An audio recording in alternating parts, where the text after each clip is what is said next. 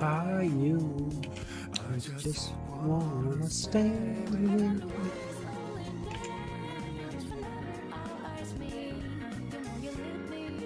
In everything that we can down below. I wanna simplify. You might go.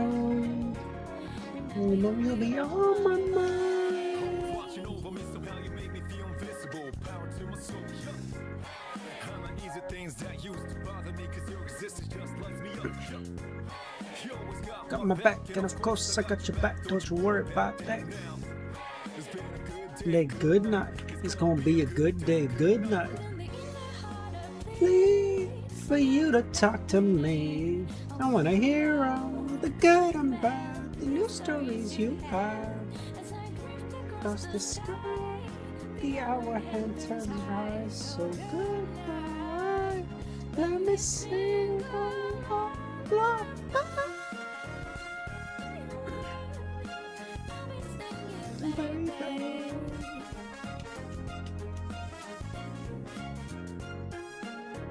That's not that.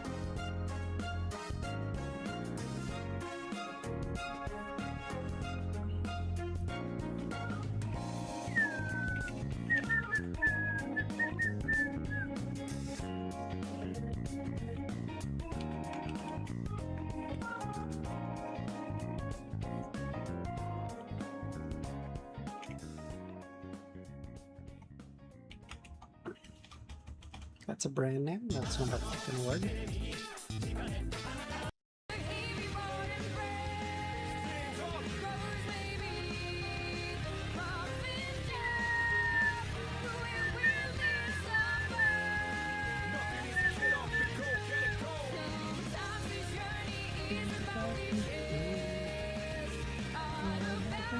Destination not aware of. You gotta have fun.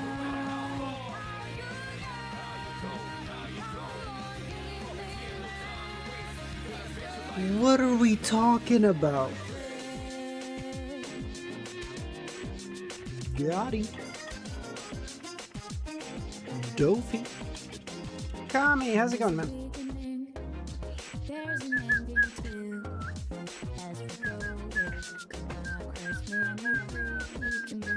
Keep stalling. Alright, I'll start reading right away. Alright, if you insist, okay.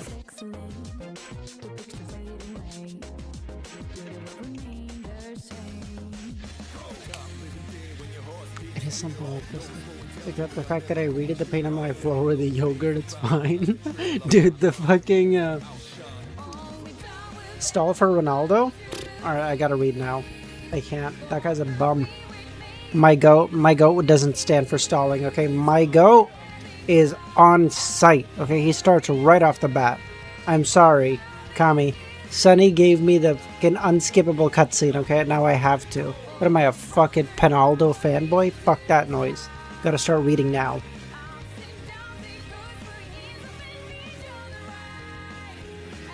Alright, 394, Guardian. Let's start.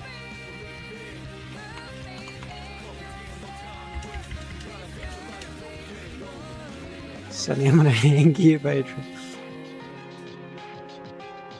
Faced with the sudden darkness, Jenna's first instinct was to conceal herself or hide in the shadows. Ah, fine. Oh, it's fucking my mod's gonna be a bum bitch. Fine, we'll just fucking do some interesting way to say thank you.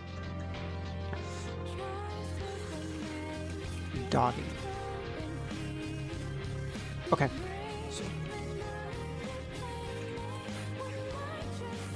Woo! I'm so goated. Look at this. Can graze across the board and we still clutch up. Get fucking rolled. Came too early for so. Oh, McSeely, how's it going, man? How you doing? Okay, wait. You've not read COI at all, McSeely?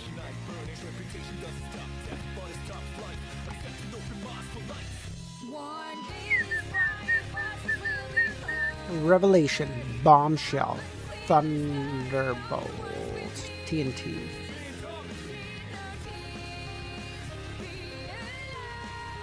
Shocker. You nearly spoiled today's Wordle for me? Oh. Doom, how's it going, man? Nah, how's it going?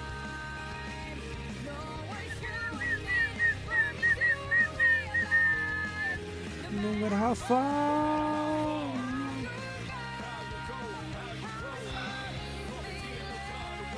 Grind rail. I don't know. That sounds like a fucking skateboarding thing, and I know nothing about skateboarding. So if anyone has any idea, let me know.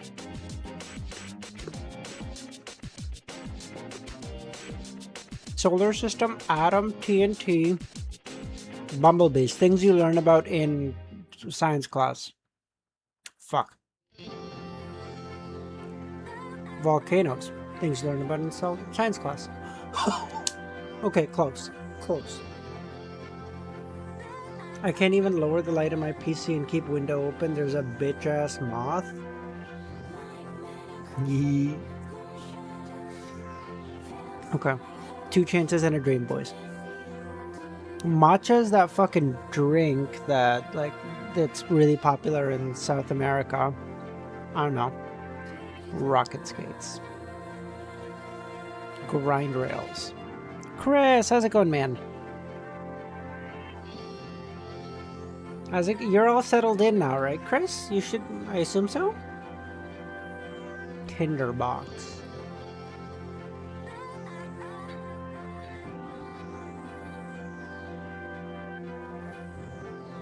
Shoot it. It's popular in the US too, nowhere near as much as in South America.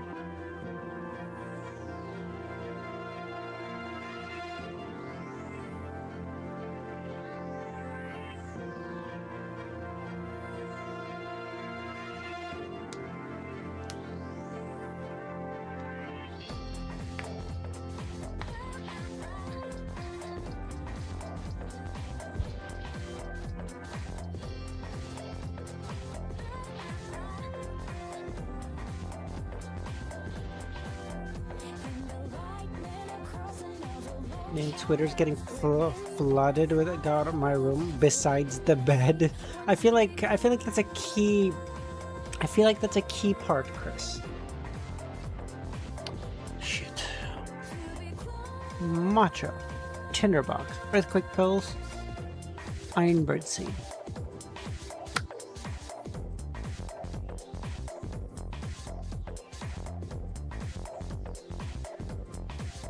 Okay, this is bullshit. Because if it said grinder, I could have like believed it. Use the fucking not half the word. Fuck you. That's cringe. Okay, that's genuinely cringe. Now I had to get the TV and PlayStation set up. True. All right, you know what? I'm not even gonna argue with that.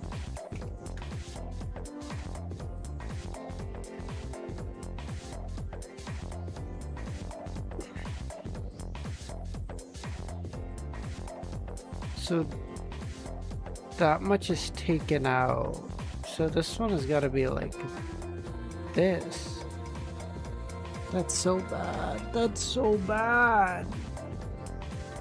I'm dog shit, bro. Genuinely. What the f... Sharon. Sequence 5 or 3 higher. Sequence 3. Who'd be a sequence 3? I'm not really a fan of Ronaldo like speed, but I acknowledge his career run. True, true. What the hell Wordles they make nowadays? I know. Fuck these guys, bro. Yeah, exactly. So, well, you gotta acknowledge that the man has had a great career, but you also gotta acknowledge that in the last, I don't know, 3-4 years of his career, he has genuinely just done everything to try to destroy his fucking legacy as best he can. Ilya? Sequence 5. Okay, got it. Sequence 5. Anderson.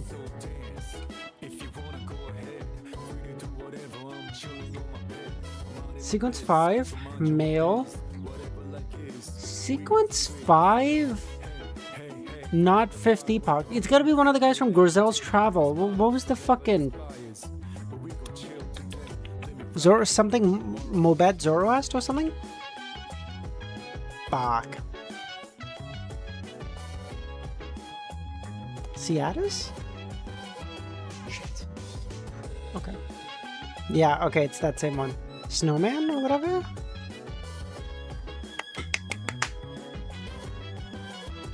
Let's go. Bro, I got fucking Snowman in 6 guesses. Snowman? I kinda do be clutching up though, a little bit.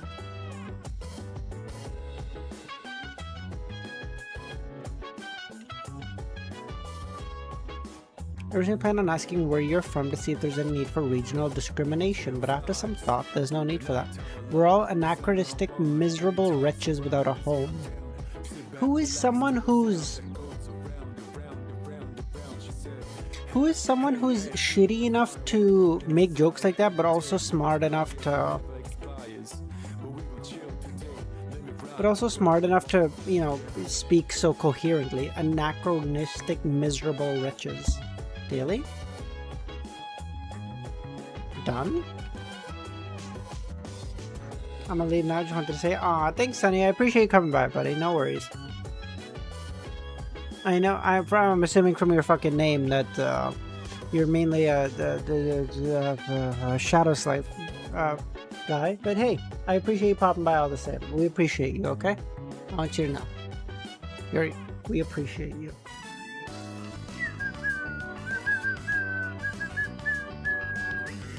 Who would say this? Emlyn? Leonard. Oh, Roselle when he meets him. Roselle when he meets Klein. Oh, so obvious. Of course Roselle would say this to him. Yeah. USA versus Belgium? I don't think you guys... What's that fucking Deadpool meme? I don't think you guys make it out of this one.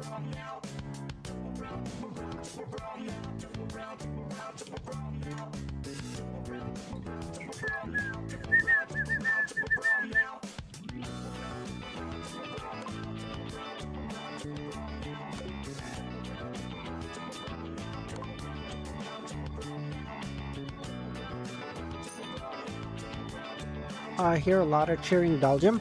Everyone on the planet who is not American is hoping for Belgium to win. Let's put it that way.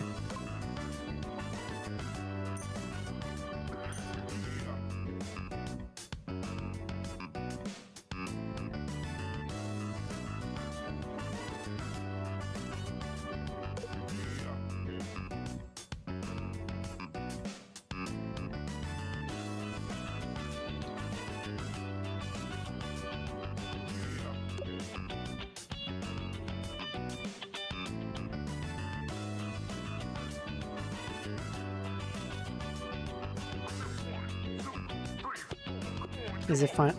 Kami, you really don't watch anything about the fucking World Cup? This motherfucker just asked me, is it finals already? There's no shot. Oh, how's it going, man?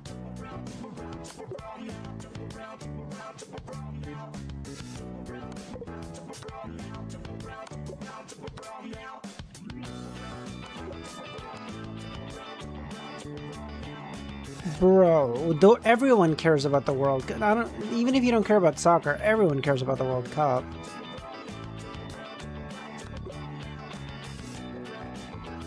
Tell me the Roselle bit was engagement bait? Dude, I genuinely didn't catch that. I thought it was like Danitz or someone. What?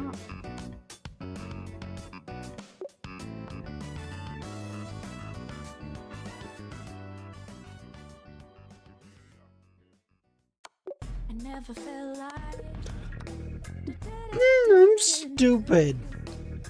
I never felt like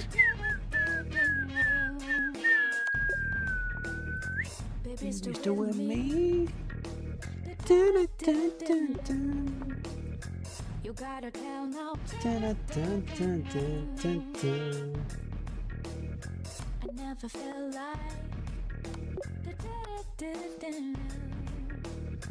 I never felt like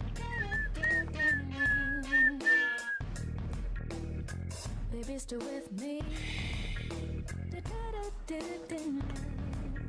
Where do I go here? Yeah? Hmm. Did you watch? I did, Leonard. God, he looked old. Not physically. He looks great physically. I just mean like in terms of his capabilities physically.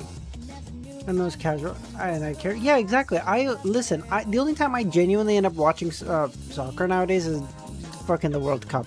This is the only time I'm watching it like religiously. I'll try to like keep up very vaguely with stuff happening about like transfers or whatever, but like that's it. Where's sorry, that stream just dropped. We're back. Yeah, okay, sorry about that. Whereas like, oh my fuck, I'm still dropping frames. Fucking kill me. Just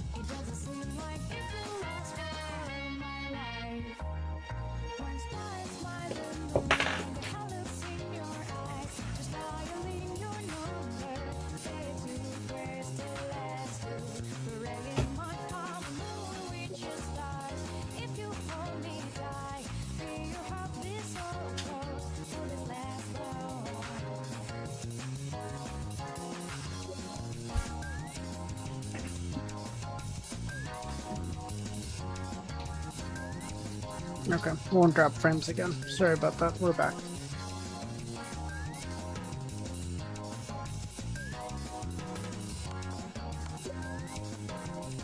Oh shit, I started a...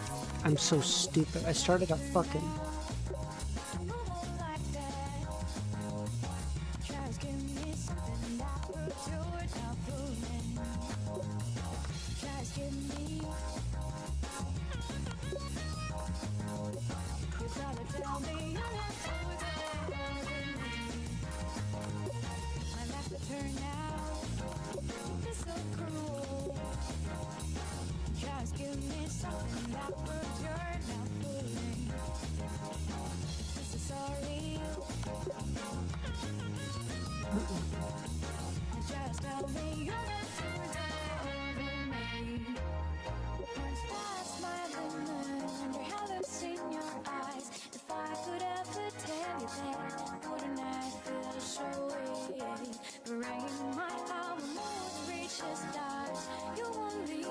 Oh, here, here, here, here, here. Nice.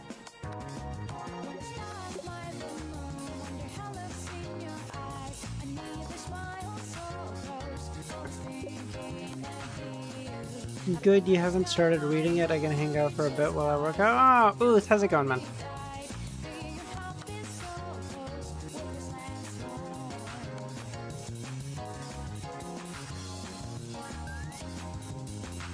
What the f... What? Oh, here, here, here. Nice, cute.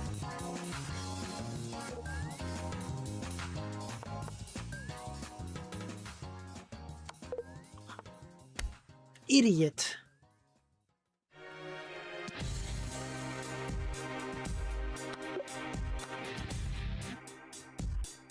Here, here, here? No, I can't because this is pinned.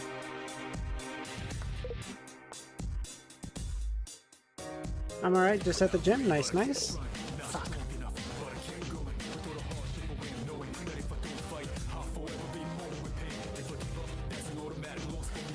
Is really? Dude, it's genuinely crazy, McSeely. Like, I don't know what the fuck Ooth has done, but this motherfucker's messages have not shown up in Top Chat in months. Like, I feel like since COI started. Weirdly. Is that why you hate this shit, bro? Okay, let's do a lexicon really quick. It's been a while. Prove. Evidence. Designer. Design. Design. Argue. Design. Preference. Preference. Argue. Preference. Subjective. Subject. Subject. Subjective. Subject. Argue. Argue. View. I was watching the old streams and I could actually see him. Yeah, exactly, right? Argument? Think so? Yeah, that's not gonna get us any further than argue. Just going schizo for a second before switching to live chat. Exactly, right? It's crazy. Subjective argument. I'm thinking like point of view. Intrinsic? Not intrinsic. Fuck. Opinion? Oh, maybe. Oh, opinion might be it. Yeah, nice. Opinion was good. As soon as he said it, I was like, ah, that's it.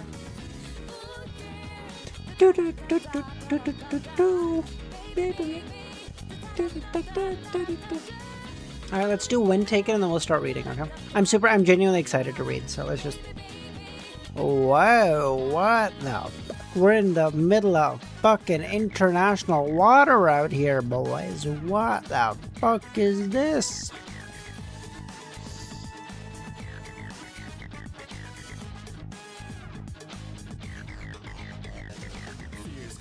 Like 30 flags? What the fuck is even that? I got confused. Oh, we're gonna go with... Let's go with like...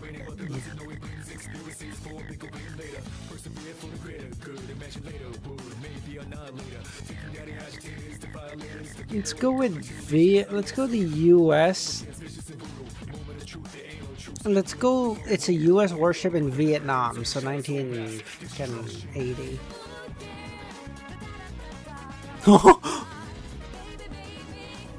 Okay, hold on. Completely wrong logic, but we actually got pretty decent score.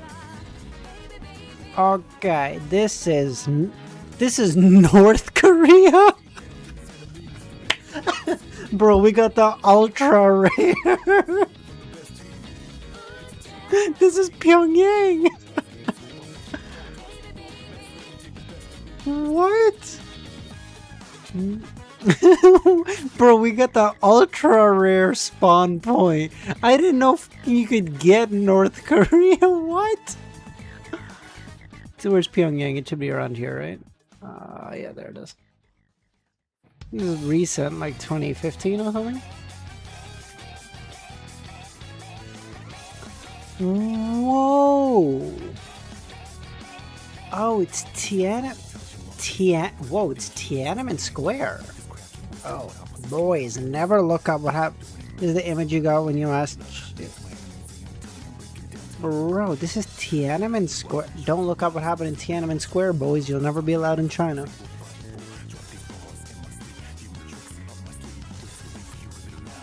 Tiananmen Square? Genuinely? Seriously? You're lying. Okay, I was wrong. I thought it was... Oh, that was Chairman Xi.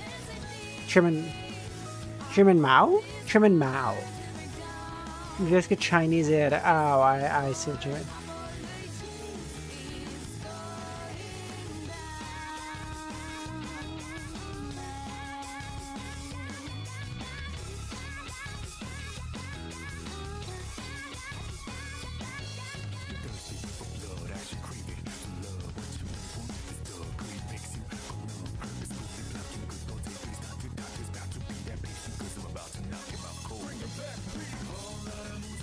Tailor houses. So it's all English, which makes me think it's like the UK, because this fucking tram bullshit would never happen here in America. Keep left. Yep, that's also the UK. I don't know what GC is. It's probably some commie bullshit. Let's go with Leeds. In the 1946, right after the war. Southampton, 35. Fuck.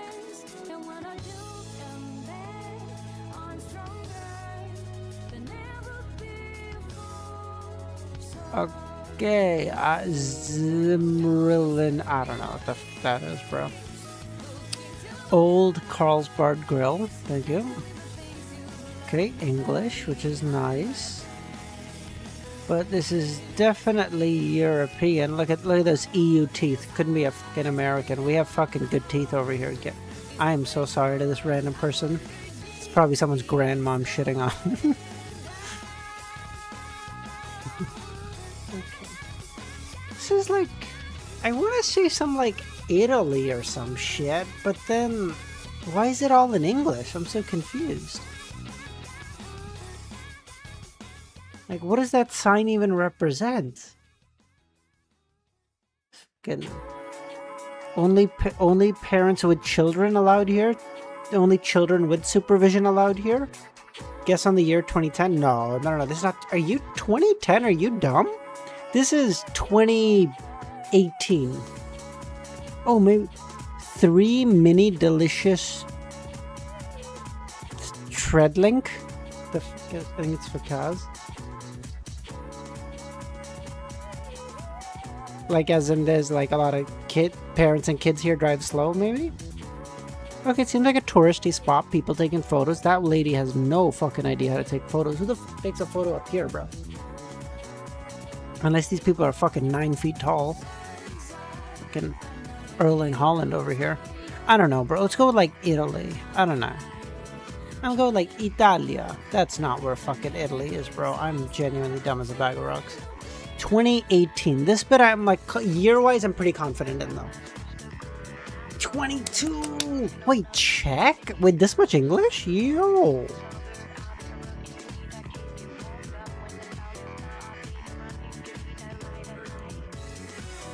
In Western Bohemia? Oh, rise up Bohemia, let's go!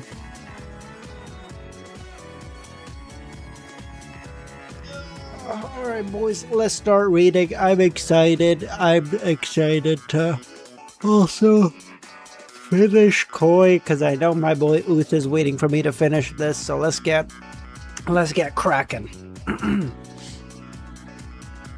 Faced with the sudden dark... Oh shit, I gotta join the fucking thing. Hold on, I'm joining. Hold on, Kami. God, don't yell at me. I remembered.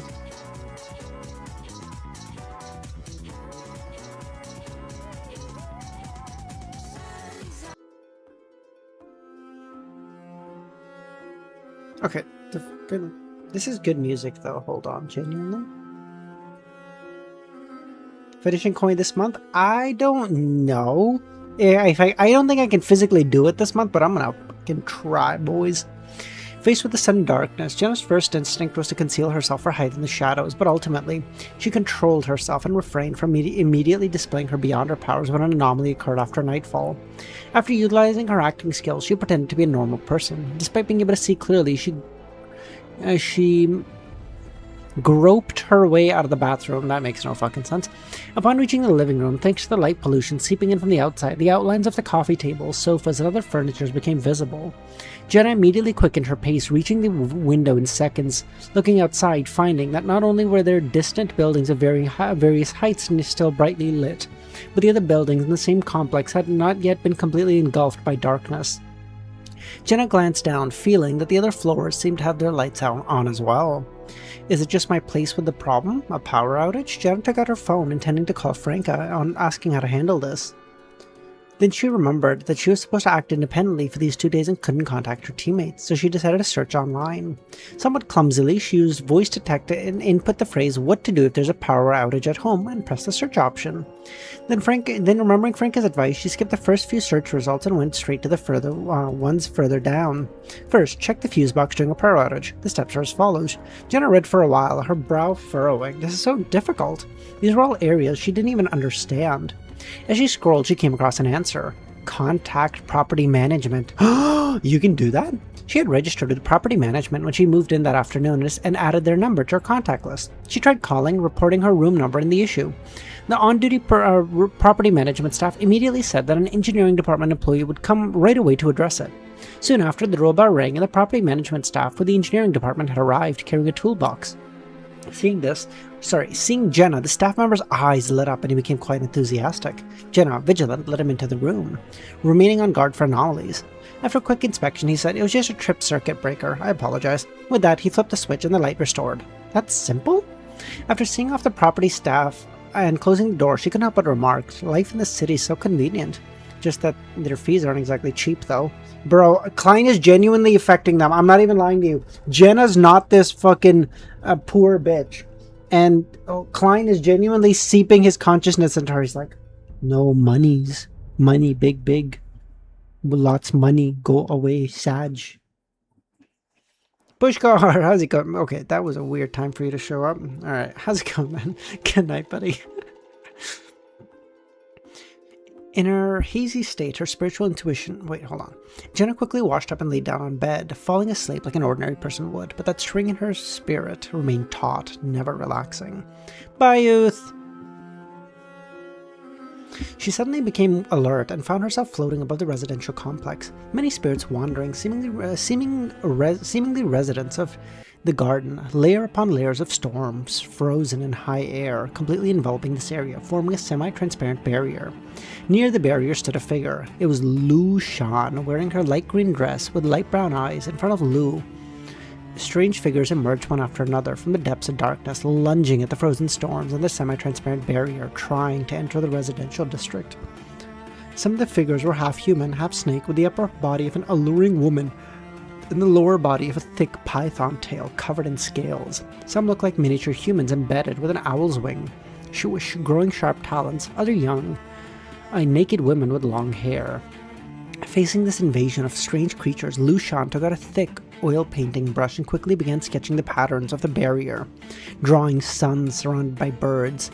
As soon as the simple painting took shape, the suns lit up with a golden brilliance, causing all the monsters to close their eyes.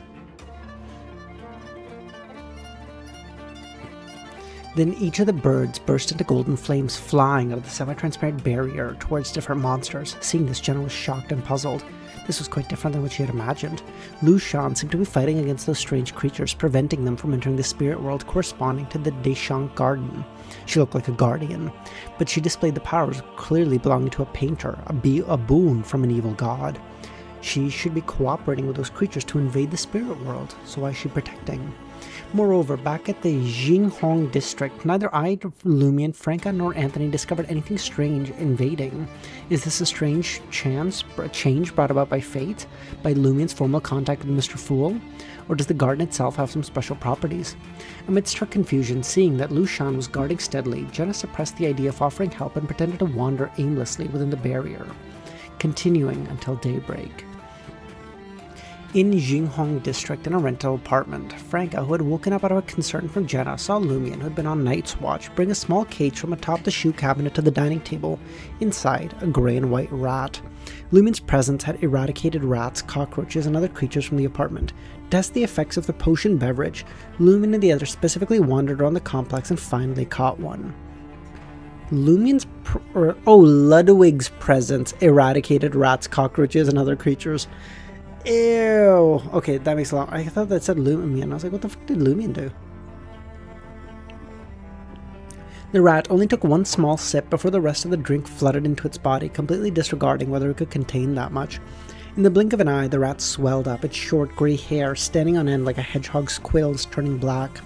In its armpits and across its chest and flesh, across its chest and belly, flesh writhed as if new limbs were about to sprout. Has it lost control? This thought flashed through Lumian and Franca's mind. Yeah, but it wouldn't say by his presence, right? That doesn't make any sense. Ludwig opened his mouth in delight and swallowed the mutated rat in one gulp. He squinted his eyes. Is it okay to eat it like that? Franca asked. No problem. Digesting characteristics. For now, just storing. Lumian nodded, picking up the now empty, sleepless drink and said, "That really is a potion. It's only at times like these that I truly feel like we're in a dream," Franca sighed. "You'll go for the interview in the morning and we'll claim the lottery prize together in the afternoon?" she asked. "You can claim it in the morning," Lumian said, "but I'll keep the lottery ticket." "You mean the bad luck of difficulty in claiming the prize, or rather the dream's resistance is focused on the ticket, not us?" "That makes sense. If the resistance was targeted to us, we would have been kicked out already." "I see. Anthony will go without the ticket, as if we're just visiting. When we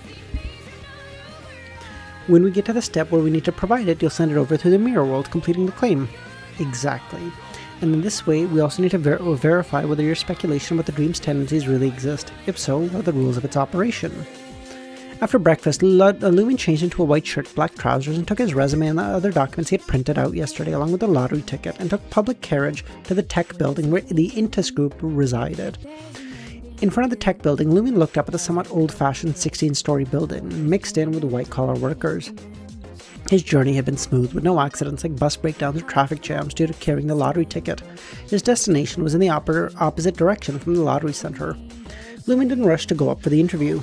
He came to the display board showing information about different floors and surveyed. The property rights of this building belonged to the Intus Group. The first to the fifth floor were allocated to some subsidiaries. The 6th through 9th were rented to other companies, and half of the 10th floor belonged to the Intus Group headquarters. The other half were leased to the Aurora Company. The 11th and 12th floors were also rented out. The 13th and 15th were departments of the Intus Group headquarters. The 16th exclusive for Mr. Huang. It is indeed, as Frank has said, the building has obvious issues. The Intus Group could have recalled some departments and subsidiaries to occupy all 16 floors, so why rent some?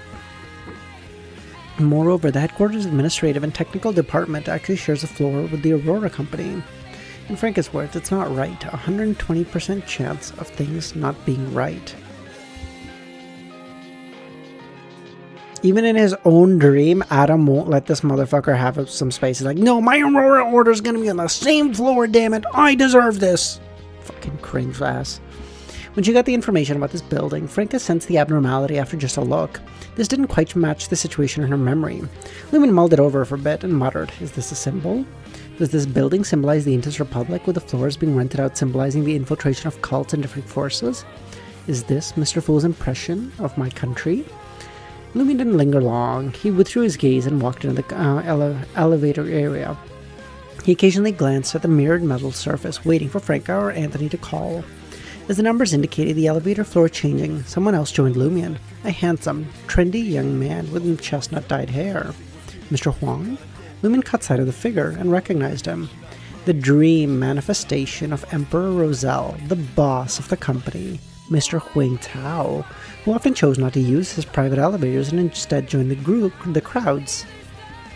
Dude, he's such an ass. He has a private elevator. He's like, nah, still, you see, I like to sometimes get down and dirty with you fucking poors.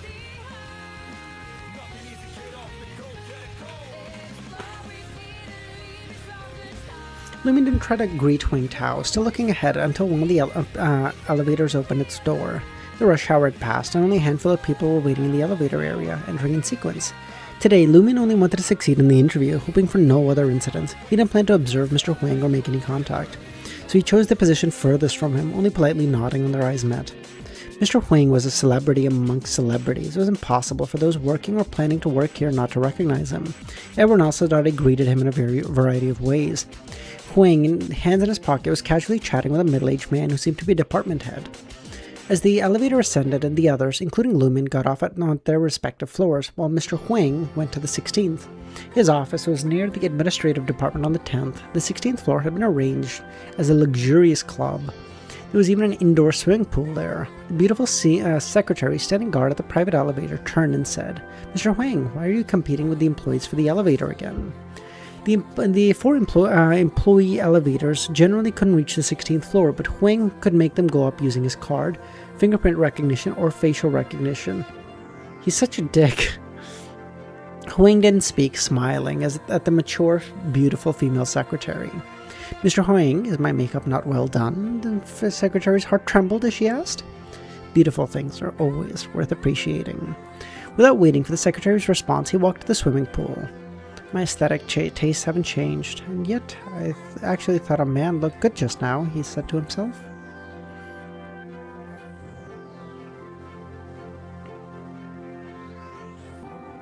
His secretary's a demoness? What the fuck? A sequence 7 at that.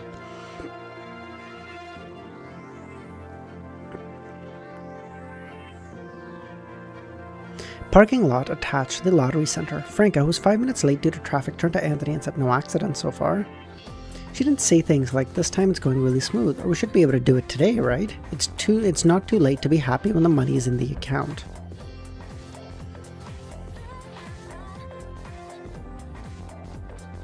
Oh, he thought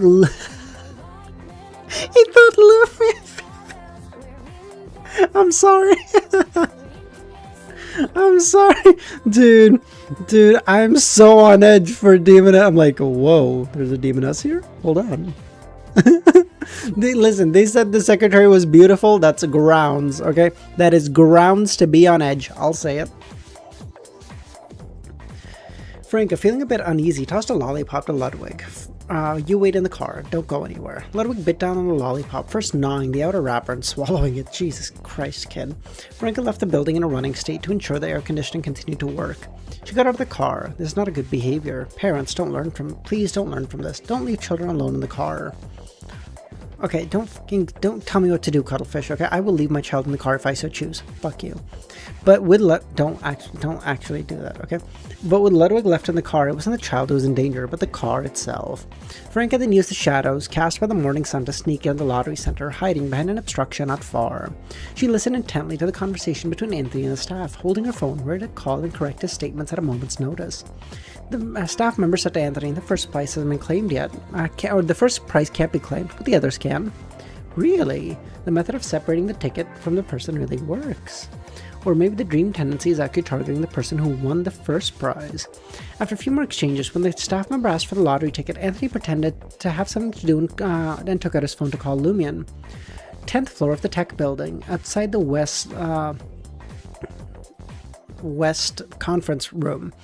Lumion sat on a chair with 3 other applicants, waiting for an interview, and suddenly his phone rang. Seeing that the call was from Anne Royd, he rejected the call and put his right hand into the trouser pocket.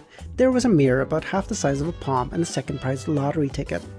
Lumion wrapped the ticket in layers of spider silk, then formed a layer of frost on the outside of the silk and ignited the flames of destruction. After quickly completing this, he pressed the ticket in the mirror. The lottery ticket immediately fell into a tunnel of darkness, plummeting towards the corresponding mirror. Along the way, the quietly burning flames constrained destruction and slightly illuminated the depths of the burning of the mirror world, as if warning all unknown entities that dared to set their sights on it. When the ticket reached the mirror carried by Anthony, the flames of destruction had extinguished, melting the frost and the silk. The intact lottery ticket emerged from the inside of the mirror, and Anthony's hand pressed against it. Anthony took out the lottery ticket and handed it to the staff. After receiving it, the staff said, "It's been kept in a fridge all this time?" 10th floor of the tech building. Lumion quietly breathes a sigh of relief. It seems now that the tendency interfering with the prize claiming indeed comes from the celestial worthy. If Mr. Fool had thought this matter was problematic and wanted to prevent it, with the lucky coin for positioning, he wouldn't have bypassed it so easily. After a while, Lumion's phone vibrated. He picked it up and saw that his friend had messaged him. "We claimed the prize, we're fucking rich!" By the way, the first prize can't be claimed yet. First prize. Lumion felt a bit puzzled. Is the first prize winner an ally or an enemy? His previous deduction became less certain now, because it was also possible that Mr. Fool was obstructing Franka's prize claiming, but the purpose was to affect the person who won the first prize. He and his team were just caught in the crossfire. Today, whether the lottery ticket was separated or not, it may have already succeeded. As Lumion pondered, from the corner of his eye, he saw Zhou Mingrui passing from far, but Zhou didn't pay any attention to the interviewees here, engrossed in discussing something. "Next, Li Ming," the interview called out. Lumion entered calmly, politely greeting the 2 interviewers, one male and one female, and sat down. After asking a few routine questions, the female interviewer asked, "Why did you drop out of high school?" "Puppy love," Lumion answered without any shame. "Puppy love should lead to dropping out, right?" the male interviewer asked. "You had a child," Lumion added. They were both speechless for a moment, lowering their head to write down a paragraph. Lumion's eyes took on a silver-black hue, he extended both his hands discreetly, amplifying the streams of fate favorable to him. The interviewers then wrote down similar words. Decent height exceeds standards, young, strong, married, has a child, needs to support family, values money. After writing this, the interviewer asked, "How old is your child?" 7, Lumion answered. 7? Aren't you only 22? Didn't you say you puppy love in high school? I said I dropped out of high school because of puppy love, not that it started then. I had a child in the 3rd year of junior high. By the 2nd year of high school, both my parents had passed away and I needed to support myself, my girlfriend, and our child, so I dropped out. The interviewers looked at each other, not knowing how to even evaluate this. Wish I had these powers in job interviews? Oh, you don't? Okay, here's what you do, okay? When they ask you a question you don't know the answer of, you say, "Oh, really?" You say, "How's this?" And you pull out a Glock 19. You say, "How do you like that answer?" average American, they go, oh, he respects the Second Amendment. My goat gets the job immediately on the spot. Do not try this in blue states. Has opposite effects, okay? That is celestial worthy territory, opposite equal effect, okay? Do this in red states. Laughing. The two interviewers looked at each other, not knowing how to evaluate this. After about 10 seconds, the male interviewer asked, have you learned martial arts? Need me to demonstrate? LEMMiNO asked. No need, I can sense it. After asking about expected salary and other questions, the female interviewer asked, that will be all. Wait for a notification. If you don't receive a call in the next day or two, it means you haven't passed. She spoke very frankly, because this young man seemed approachable. Although he had approached out of high school and had a child quite early, he was polite and had the looks for the job. LEMMiNO, who had lightly used charm, stood up and said his goodbyes politely. La la la, I'm a little newspaper seller, Franca hummed a nursery rhyme cheerfully as she drove. She had received the prize of over 156,000 yuan, because each bet didn't exceed 10,000, no tax was required. Now, the team temporarily had no financial worries. Next, apart from contacting and probing relevant individuals, they would find ways to earn money to rent one or two items from this provision store. But the idea of buying similar lottery tickets would have to be postponed, as the hidden struggle behind the winnings and claiming prizes seemed intense. Of course, they could continue to buy stretch cards, but they would have to frequently change stores. While envisioning the future, Franca's phone rang. She chose to answer, and the call was from the HR department of the Intus Group, asking for Franca to come in for an interview too. Let's fucking go, baby! We're all getting employment!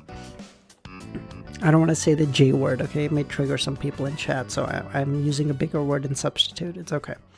Later, I'm sorry.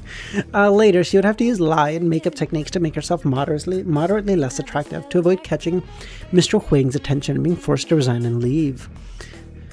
But making herself less attractive didn't mean becoming ugly, just reducing her beauty. Otherwise, if the appearance-focused Mr. Huang happened to wander in and felt his employee wasn't good looking, he may fire her.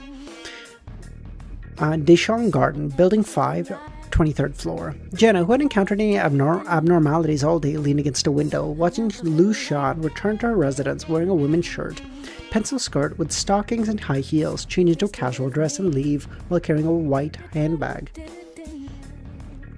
Jenna didn't follow her, knowing she would call a ride-hailing service, whether using shadow stealth or invisibility.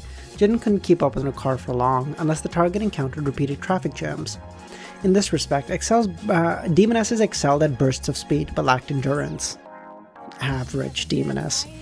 As for taking a taxi herself, having the driver follow, leaving aside whether a taxi would happen to pass by or not, the biggest problem was finding a reasonable excuse. Jenna believed that if Franca were here with her understanding of familiarity and understanding of the city, she could easily find a reason, but Jenna herself couldn't quite yet. Of course, this problem could be solved using charm, but after she got out of the car and their effects faded, the driver would recall what happened and would likely feel something was off and may even report it to the police. Leaving the window, Jenna made a bowl of noodles and enjoyed it completely. When the night fell, she took out an ice mirror charm made by LEMMiNO and held it in her palm, uttering the word mirror and Hermes.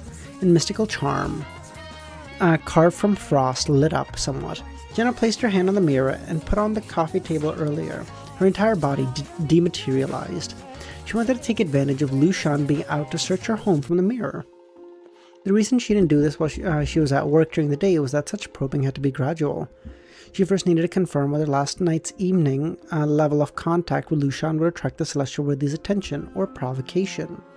After waiting a day and night, she now tentatively confirmed it likely wouldn't and decided to proceed. Jenna didn't leave the dark, illusory area behind the mirror, through the cold, hard glass surveying Lu Shan's home. Are you saying like all those fucking, female ghosts you see in horror movies, like on the inside of mirrors, are just demonesses who just got caught spying? They're like, fuck, dude, you're supposed to be out right now. What the fuck?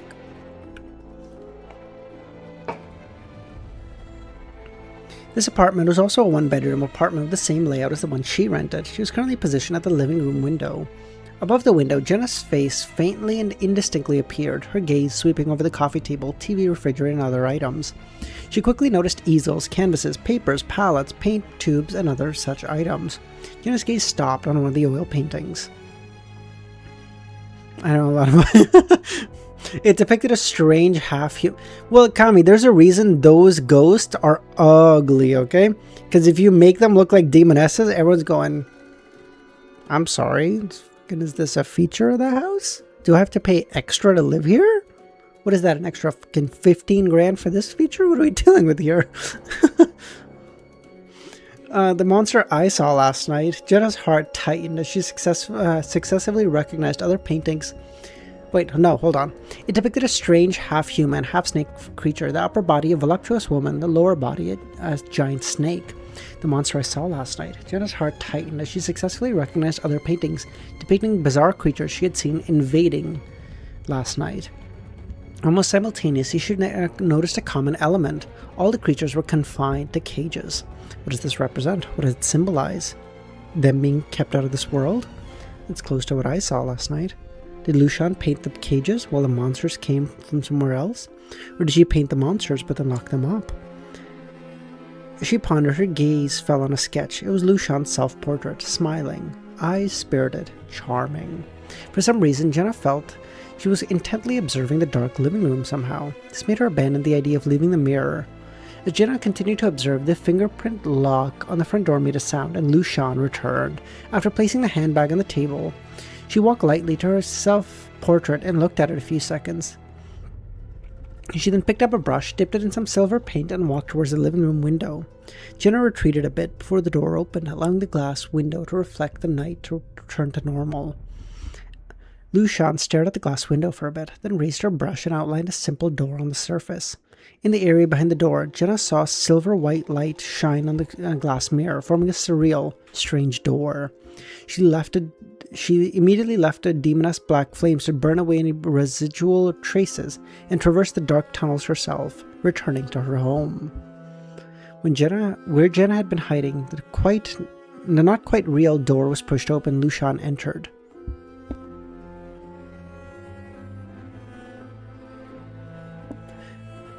The girl in a casual long dress looked around with a gloomy expression, finding nothing unusual. Lushan gazed at the dense spiderwebs like tunnels in the mirror, unable to think. After 2 or 3 minutes, she exited the area behind the mirror and wiped away the silver door outlined in the glass. 23rd floor, room 3. Jenna sat on the table and silently muttered to herself, Lushan is indeed a beyonder of the painter pathway. As a deity worshipped by the Fantasy Association infused some power here. How many fucking... Bro, at this point, I wouldn't be... You know what? Never mind. Adam is here, bro. Fucking every evil god's in here. Fucking, of course, Adam's gonna be like, what? I'm gonna miss out on the party? I think not, you bum bitches. Adam's here, bro. For sure. I wish he wasn't, genuinely, because he's not my goat, but he's here. I can tell.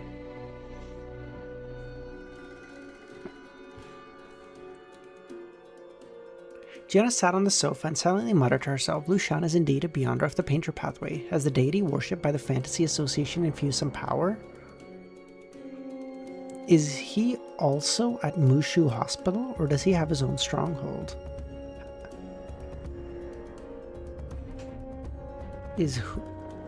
Adam is not my goat? That's a bum opinion? Klein over Adam. I'll say it. I'll say it. Listen, I will take the heat here. I think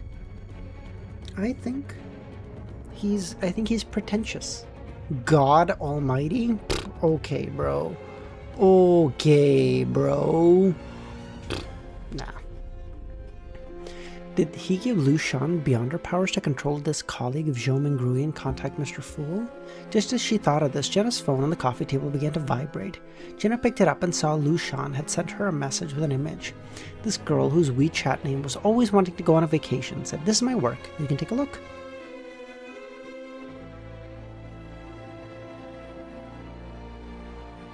The content of that image was precisely the sketch portrait Jenna had seen earlier. Jenna opened the image and had the illusion that Lushan had come to life on her phone. She had an idea and left her phone on the coffee table without locking the door. She stood up, walked to the bathroom, and closed the door. Just as she sat on the toilet, she turned her gaze to the vanity mirror. Using Demoness's mirror magic and the mirror on the coffee table, she peered to her phone situation.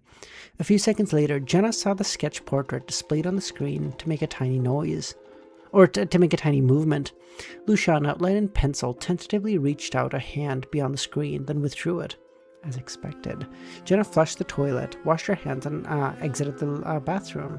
She picked up her phone again, closed the image, and used TTS to say, voice to text, I suppose, to say it looked so lifelike. She hadn't checked Lucian's moments last night because it was set to chat only. Want me to sketch you too? Lucian asked. I wouldn't fucking dare let you, Jenna muttered. No need, she replied.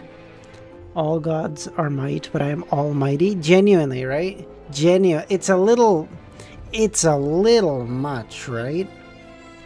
It's a little much to say I am God Almighty. Bro, you are a Christian. Your God will fucking not let you into the kingdom of heaven. How dare you? I assume he's Christian, or he's just fucking, or he's a genuine. If he's not a Christian, he's a genuine LARPer. I'll say he might be the first LARPer in history. She quickly changed the subject. You may not believe this, but I had a strange dream yesterday and you were in it. You seemed to be guarding the neighborhood, fighting a group of monsters, while we couldn't help at all. If a man had said something similar to her, Jenna would definitely think he was trying to flirt, feeling their relationship was too shallow for such intimate talk. But now, relying that they were both women, she dared to probe a little. Did I leave such a deep impression on you, Lucian sent? Your dream is very interesting. I'm also happy to play such a role in your dream. Very happy. Just as Jenna was about to reply, she got a third message. Because my father was a true guardian, as were his colleagues. Jenna is suddenly recalled. Lucian's father was a Nighthawk of the Church of the Evernight who died in an accident brought about by a mystical case. His father's colleagues included Nighthawk Team Dunn, corresponding to Officer Den, Officer Deng's fiancée Miss Daly, Old Neil, and others. Lucia is Roseanne, right? Okay, that's what because I remember Roseanne had this. That's why I was like, huh? Okay, that was gonna be my next sentence.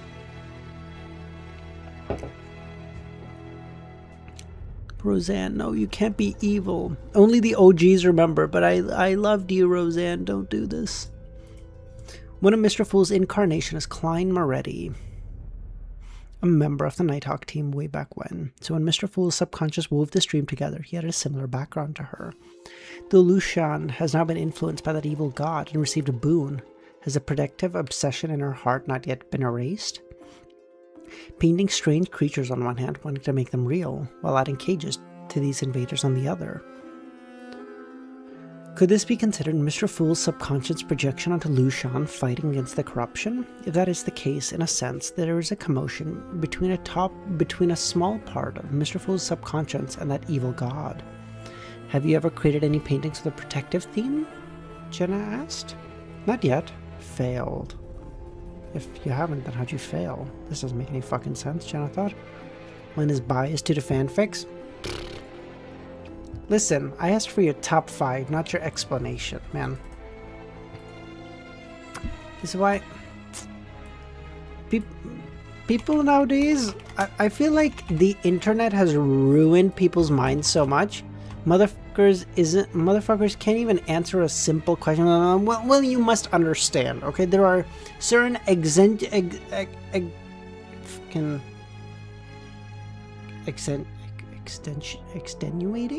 extenuating, yes. There are certain extenuating circumstances that make this list of mine improper. You must understand this. Only then can I provide you with this great information. Motherfucker, just answer my fucking question. Give me your top 5. Why are you doing this? Jenna held her phone, wanting to reply to Lucian several times, not knowing what to say.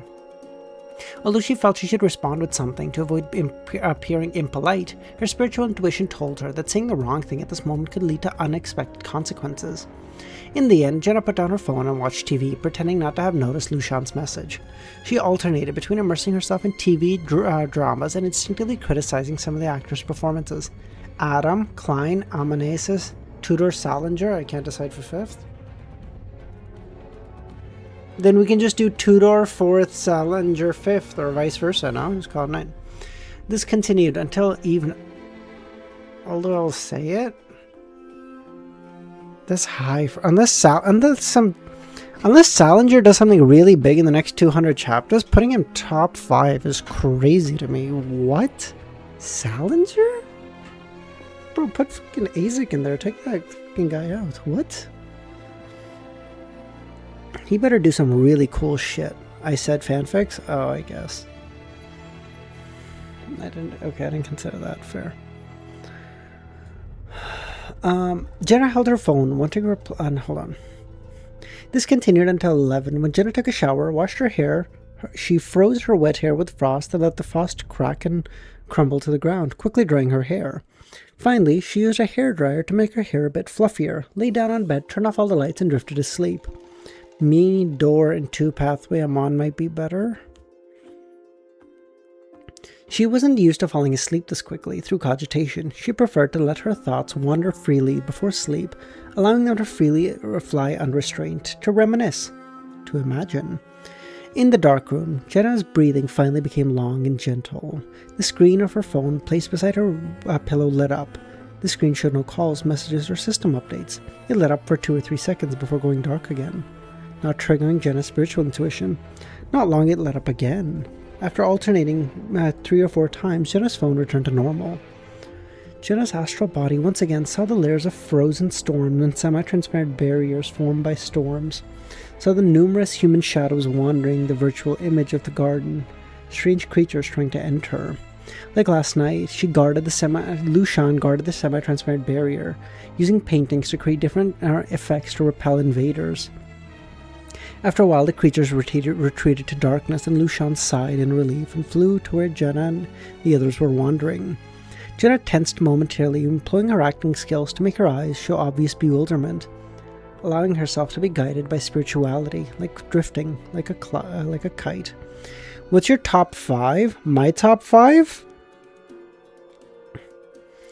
Okay. Do I just get like top 5 characters I like, the 5 characters I like the most? Can we just characters I like the most? Fair? No, like, no impact, no fucking strength, just ignoring all, just characters I like, okay?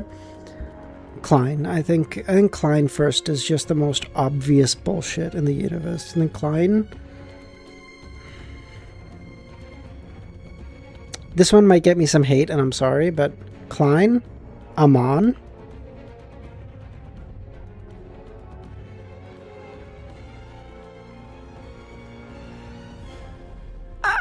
Derek, Adam. I like Amon more than Adam. Shut up. Don't say this is my list. Fuck you. Not I didn't judge you for yours, bitch. Shut up. Did you see the image and did you see the fucking message in front of you? Do you not think I know these fucking guys? Do you not think I know these fucking guys? I know them. I know the list you want me to say, Kami, okay? You want me to have the most cookie cutter, basic bitch fucking opinions, okay? I'm not that guy, pal. Okay, so 1, 2, 3. Right? I gave 4 Adam, 5 Azek. He doesn't have the, he's not in the story as much, but every appearance of his is like the most hype shit in the universe. That's my top 5. I'm sticking to it. Lushan quietly observed for a bit, then descended beside Jenna and said, the monsters with human upper bodies and python lower bodies are called Lamet. They prey on humans, feeding on human spirits, organs, and blood. The monster that look like offspring of owls, humans, and Morna, they like to kill children. Those naked women and men are also monsters, subordinates of the spirits of lust. Those spirit bodies also murder humans because they particularly love to cook and eat organs. Don't ask me why I know these things. Jenna maintained her performance, but took notes. in her mind. Luciana exhaled slowly and with a sense of relief from speaking some of the secrets that were weighing on her heart. Not having to worry about such things, flew back to the barrier in the Jinghong district in a rented apartment. Adam shut himself and listen, Adam is like a really cool character because Adam is like Cuttlefish himself. Adam is basically like, have any of you seen, please, someone has to, someone must have seen it, please. Have any of you in chat seen Supernatural? Someone, please, one. I don't care if, no, give me one person who's seen it. All of it, please.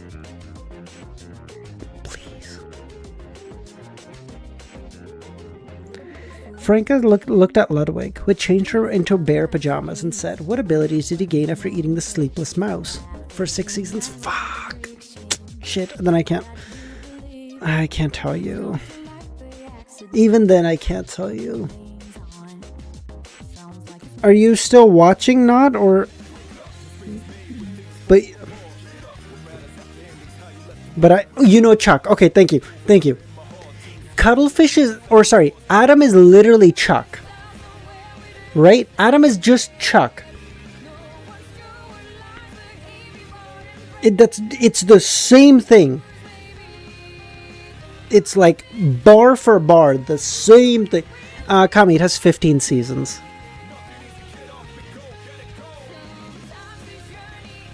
Someone I've never seen in chat just said no.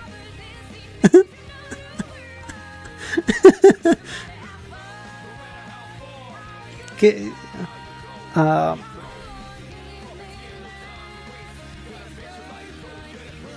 Bro, that's genuinely. He heard me say Chuck and Adam and went, "I have been summoned." No. So the actual, but the rest is not canon. This is true. Because they actually, I think it's only even 5. Because I think originally they wanted to do 5, but then it kept going so well. They were like, "Oh fuck, let's keep going, boys." Ludwig yawned. "I can see things clearly in dark. Sense darkness and sense dangers in the dark, and my spirituality and strength have increased." You didn't gain the ability to be energetic with only 2 hours of sleep, Frank asked. No. More seasons non-canon than canon is crazy work. They really needed that, bro. They were raking in the. Let me show you. Okay. How much was Jensen Ackles and fucking Sam? Whatever. No, I can't remember Sam's. Jared. Jensen Ackles salary Supernatural. Seasons 1 through 5, he made $3.6 million in total. Seasons 6 through 10, he made 14. Seasons 11 through 15, he made 20. You're saying no to $33 million because it's not fucking canon? No shot.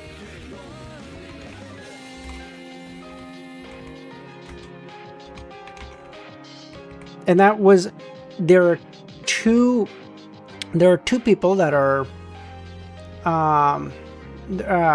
like co-leads, okay? So he made $175K per episode, and his co-star made $125 per episode, $300K per episode, and I'm not even including, who's the guy who plays Castiel? Fuck, I can't remember his name. Misha Collins. What is he? Because I think technically by the end it became like a trio. Because he was in so many episodes.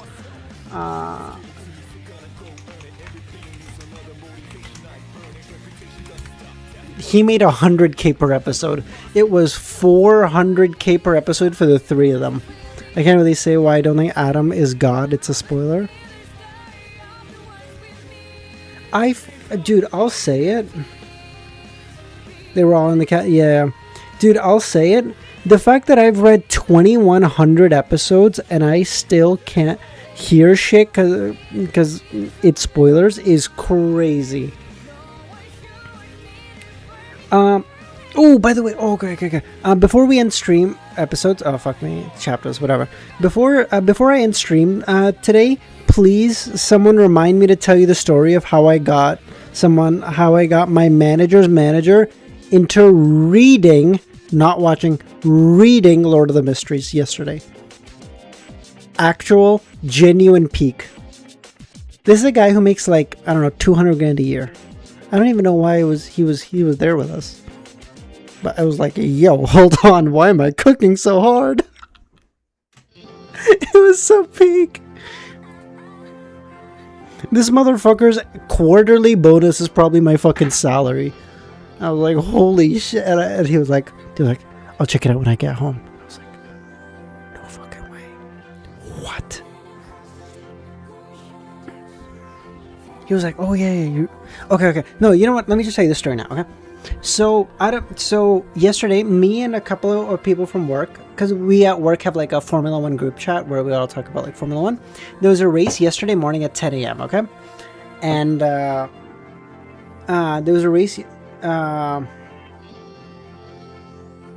and so we were like, hey, do you guys want to go out? Because like I don't have any plans Sunday morning. You guys want to go out to watch together? We were like, yeah. So originally it was just going to be like me and one other person, but then by the time we got there, 2 other people popped in.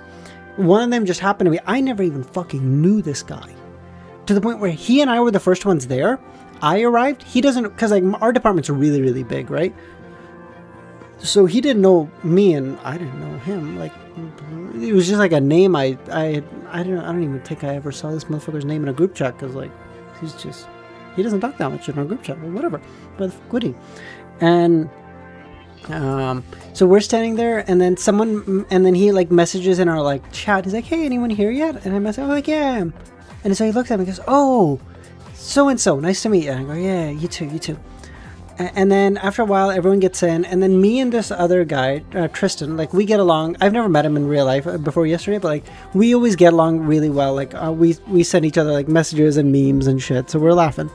And then he, I don't know why, he somehow starts telling me about how he got hired, and he was like, yeah, you know, like my interview was like, it was booked for like an hour, because like our interview is really fucking long, and he's like, and I had like a blur on my background, and the hiring manager goes, hey, just take the blur off. We're not allowed to have that. And he goes, yeah, no problem. He takes it off, and he's like, behind me, I had all of Vagabond. And I don't know if you guys like the manga. And I love Vagabond. I go, no fucking shot. Vagabond's like my favorite manga of all time. And I was like, no fucking shot. So we started talking. And then the assistant manager, I think he's like a junior VP or whatever the fuck his position would be. He's like, oh wow, you know, like my nephew or niece or some shit like got me into some anime. Have any of you ever seen Lord of the Mysteries? And I whip my neck around like I think I fucking hurt my neck. I was like, squeeze me? What the fuck did he just say? And I was like, no. I was like, holy shit, this guy knows ball. I was like, what kind of goated niece or nephew is it that's starting this motherfucker off with the Lord of the Mysteries?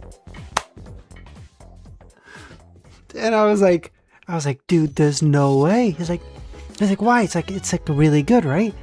I go, dude, I'm reading the web novel for Lord of the Mysteries. He goes, oh, no way. How is it, man? Like, I really loved the first season. I go, dude, the first book is like 1,400 chapters. I've read all of it. The second book is like 1,200. I'm like 900 chapters in. It's so good. He goes like after the first season, like, is it even better? Or is it like does it go downhill after that? I go, no. First season's like considered like pretty weak, and he's like, no shot. I go, yeah, okay. He's like, okay, send me the link where I can read it online. Just shut the not. Don't even bring that up. Okay, we're way too far. Okay. And he goes, okay, send me the link when you get home. Okay, and I'll definitely check it out I'll definitely check it out in a couple of days. I was like, no shot. Okay. So I sent it to him. He said thank you. I don't know if he's read it. I doubt he's read it like right away. He's actually a busy person. He's not like me. I'm fucking just jerking off. I don't fucking do anything at work anyway. So I assume actually doing stuff. So I was like, dude, there's no shot. Oh, that was, dude, genuinely, because like I'm talking to Tristan over here, and he's like behind, because he's behind me, and then my assistant manager is like this way, because they're both talking, and then like I'm talking to Tristan, because like different tax bracket, poors, not poors, you know what I'm talking about? And I go, yeah, dude, you love Vagabond, that's great. And he goes, oh, you should check out Lord of the Mysteries. And I go, I fucking, oh my god.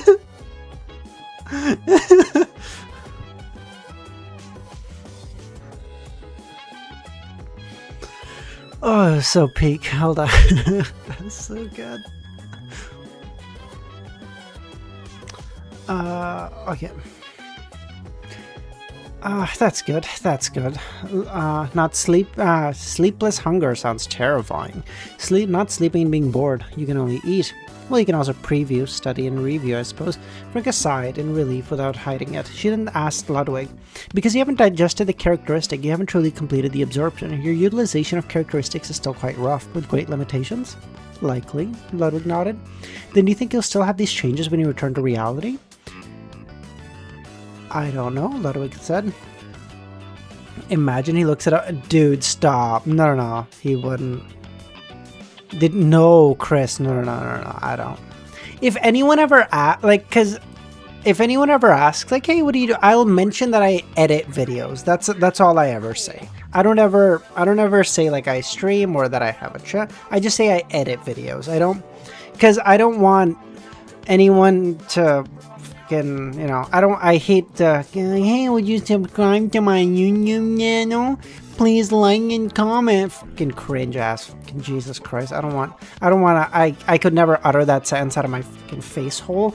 And I don't want anyone to like have any obligations. I'm just like, yeah, like if anyone ever asks, I'm like, yeah, I edit videos, when I get time. That's all.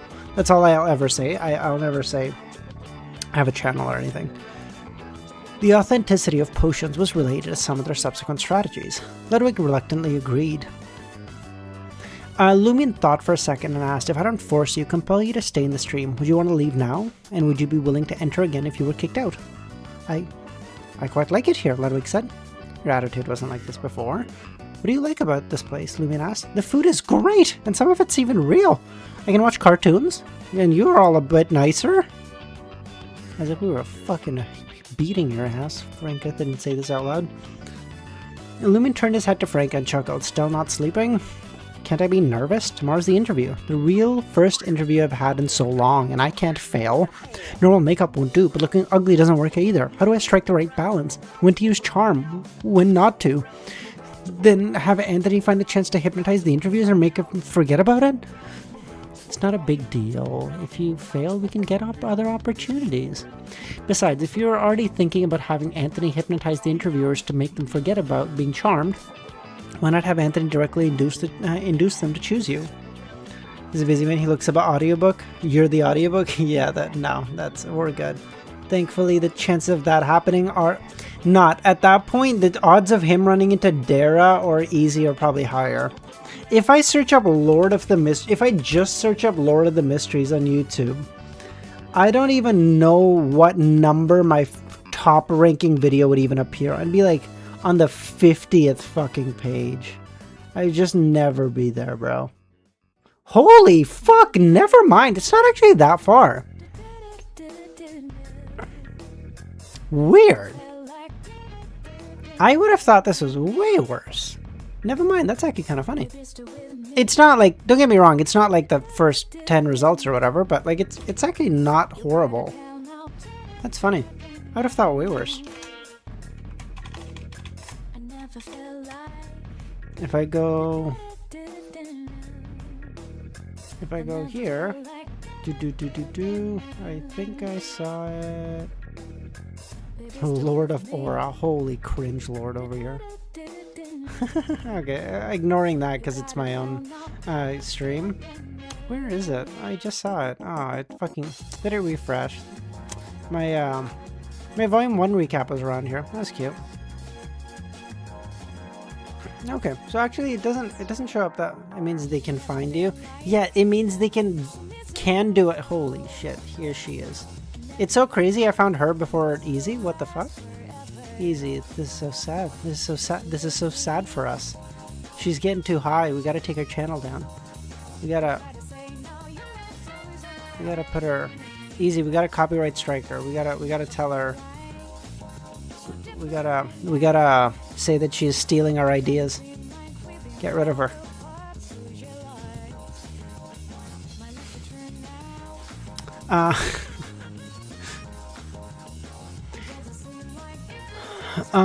After Franca's consolation, thinking about how her companions would back her up if needed, she finally calmed down a bit.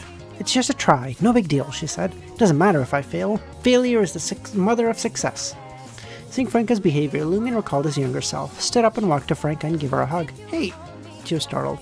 Aurora used to often tell me, just go for it. Whether you succeed or fail, I'll give you a hug. Shouldn't I, as your older sister, no, brother, say this to you? Next time, when you're nervous, I'll say this to you, she said. A hunter's nervousness wouldn't show, LEMMiNO shrugged. He's a fucking annoying. In the next morning, the 10th floor of the tech building, Franca found that nearly 20 people had come for the interview. Of course, with a demoness's beauty, even at just sequence 7, she was much more beautiful than these other women. But today, she wore old-fashioned black frame glasses, hiding her bright eyes, and letting down her ponytail. She used the lie earring, combined with makeup techniques to modify the details, making her look relatively average. Next, Lufu. LTM Videos Trailer 2. Whose? Oh, you mean... Oh, yeah, I think... Because the problem is, I think because I'm looking it up on my channel, because it's skewing it for stuff I've seen, and of course, I don't ever watch my own shit. So it's kind of skewing it weirdly.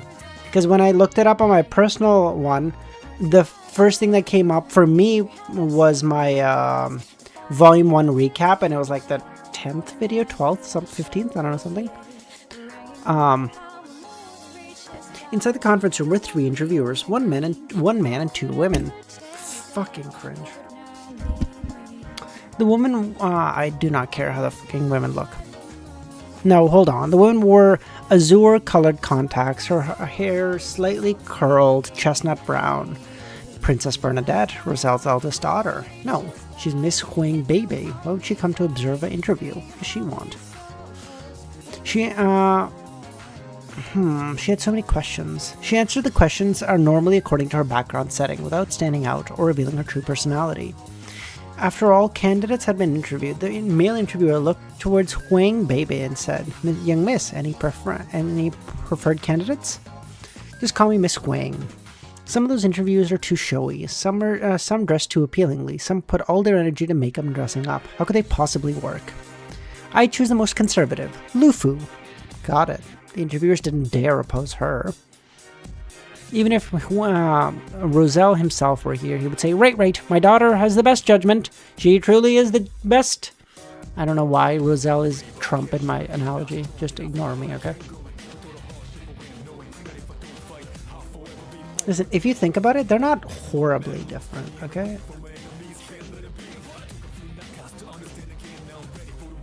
At noon, Jing Qing, the deputy director of the administrative district who had overseen the earlier interview, walked out of the tech building.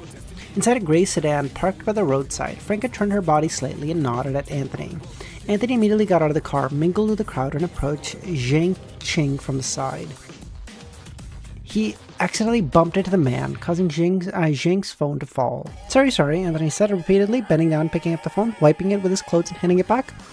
Zhang, with a dark expression, scolded, "Are you fucking blind? How can you walk like that?" Sorry, Anthony responded. Zhang stared into Anthony's eyes, which had been adjusted to a deep brown using the lie earring. After a few seconds, he took back his phone and felt a moment of confusion. Zhang shook his head, finding no significant damage. Forget it, just watch your step. The deputy director of the administrative department of the Intus group, showing some class, waved his phone, no longer pursuing this matter. Sorry, I'm really sorry. How about I buy you a nice coffee to make up for it? No need. I'm in a hurry. You look around my age. Be more careful, Zhang added. Anthony noticed that there was a long line at the coffee shop, so he quickly ran into the convenience store next to the tech building and bought a canned coffee. Holding the coffee, he jogged back to Zhang. I'm really sorry. This is to show my apology. He handed over the coffee. Zhang glanced at Anthony, met his eyes for a couple of seconds, and took the coffee. You're pretty considerate. Zhang didn't intend to drink it. It was a beverage from a stranger after all, but he felt it was acceptable to accept the apology. Just as he took it, Zheng had another brief moment of confusion.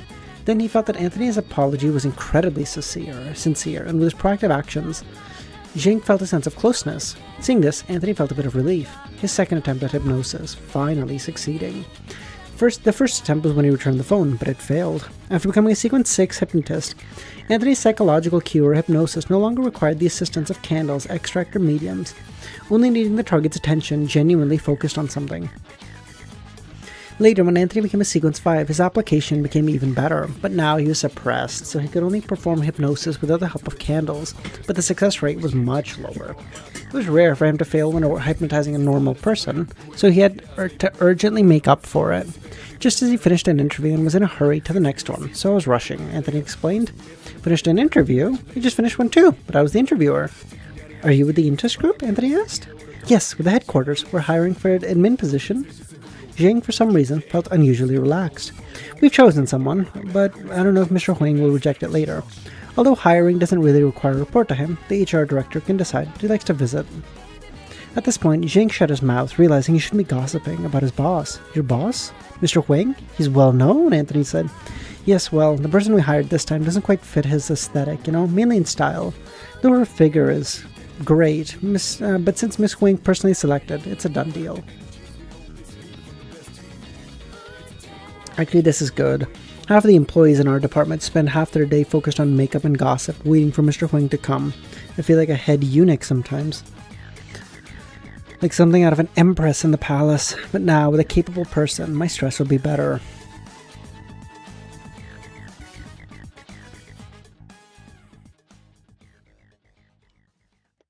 Anthony played along, letting Zheng vent his frustrations. After a while, Zheng said, I have to go, I'm in a hurry. He hesitated whether to add Anthony on WeChat, thinking it was rare to meet someone he could chat with so easily. In the end, he decided not to. Anthony hesitated as well, adding Zheng could provide significant convenience for Franca and LEMMiNO's operations. But in the end, Anthony refrained, feeling that it was unwise to tie all their connections to the Intus group, as it may be easier for the Celestial Worthy to catch them all. After parting ways, Zheng waiting for him to walk away, Anthony turned and walked to the grey sedan. He didn't get in, but approached the car, and made an okay gesture. He then walked past the grey sedan and headed for another intersection, because he had closely interacted with Zheng and used beyond her powers. Seeing Anthony's gesture, Franca nodded and drove the car away. Once they were far away from the tech building, she allowed herself to smile triumphantly, and said to Lumion, the moment I saw Miss Huang, I knew I had to scrap all our plans, so I figured out what to do. Quick thinking. And maybe that was the real Princess Bernadette who entered the dream to help you. Can she really enter the dream and control Huang? How many times would she have been kicked out? We don't know. They only say that when she was kicked out after commissioning Zhou to investigate the quality of the dream tutoring classes. Whether she had been kicked out before or how many times, she hasn't told anyone, LEMMiNO recalls from the data. What is certain is that the major arcana holders have synchronized her situation with her and believe she is trustworthy. I hope it's true, Franca said. If Mr. Huang really has an eye for talent and comes to bother me, I can ask her to rein her dad in.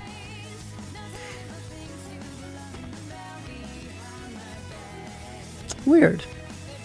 I don't know how I feel about Bernadette. No. Nah, she just wanted to get her dad back. It's hard to judge her.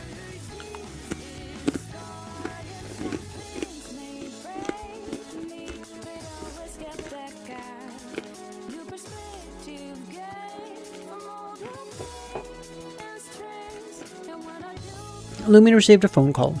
I got the job, he said. Phew. With this, even if her job ended up being vetoed, they could still move forward their plans. What's the salary? Frank asked. $3,500 a month during probation. Once confirmed, $4,500. For now, it's just rotating between guarding front and back entrances of the building, patrolling and monitoring the surveillance cameras. If I get more important positions later, the pay will go up. But comes with 2 uniforms. And they're quite generous. Given the salary standards here, that's quite decent for a security job, Franca said. It was Adam that hid part of her memory so that she can make the great old ones believe it. What?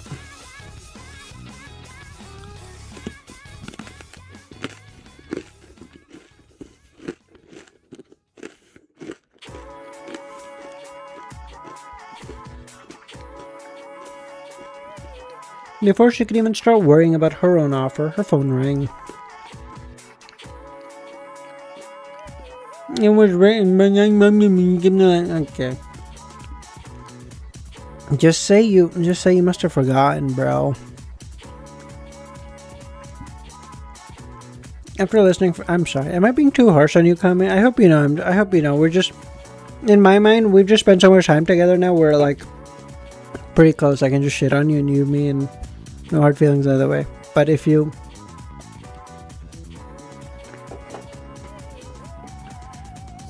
okay, listen. Because normally I'll just fuck around with you, but then occasionally I'm like, damn, maybe I'm being too mean. And he just, Belgium scored, let's go! Oh shit, wait, the match started 10 minutes ago. What do you mean? Oh, they're so cooked. Oh, they're so fucked, mate. After listening for a few seconds, Franka's smile blossomed. I got the offer too! Yes, no problem, she said. She hung up the phone. And the probation is also 1 month, salary of 6,000, once confirmed 7,000, plus an allowance for clothing. But there's a dress code. Summer attire requires a blouse, skirt, stockings, and heels. Can you opt out? No. Must be one of his rules. Can I not go? Maybe Jenna can apply. Do you think she'd get the job? No. The showering garden. Jenna stood by the window contemplating whether to sneak into Lu Xiao's room again. She hesitated for a while before deciding to wait. Lu Xiao's current state was weird. Still retaining her role as the neighborhood guardian, Jenna worried that her actions may provoke Lu Xiao, shattering that balance. Though she was merely a dream image, Jenna couldn't bring herself to destroy the last trace of goodness within her. Maybe she can be saved. Maybe, as long as she doesn't advance further and endure more corruption, she can protect herself, a sense of self. Having a boon from an evil god doesn't turn you bad. Like LEMMiNO, right? Rosa, okay, don't... Okay, is it... Kami, is it wrong to want everyone to look nice at work? Is that a fucking crime nowadays? Oh, I can't even have a fucking dress code to make sure everyone looks nice at work now. You can come in like a fucking slob. We gotta make sure the libs don't get their fucking precious feelings hurt. Is that the fucking rule nowadays? Is that the rule?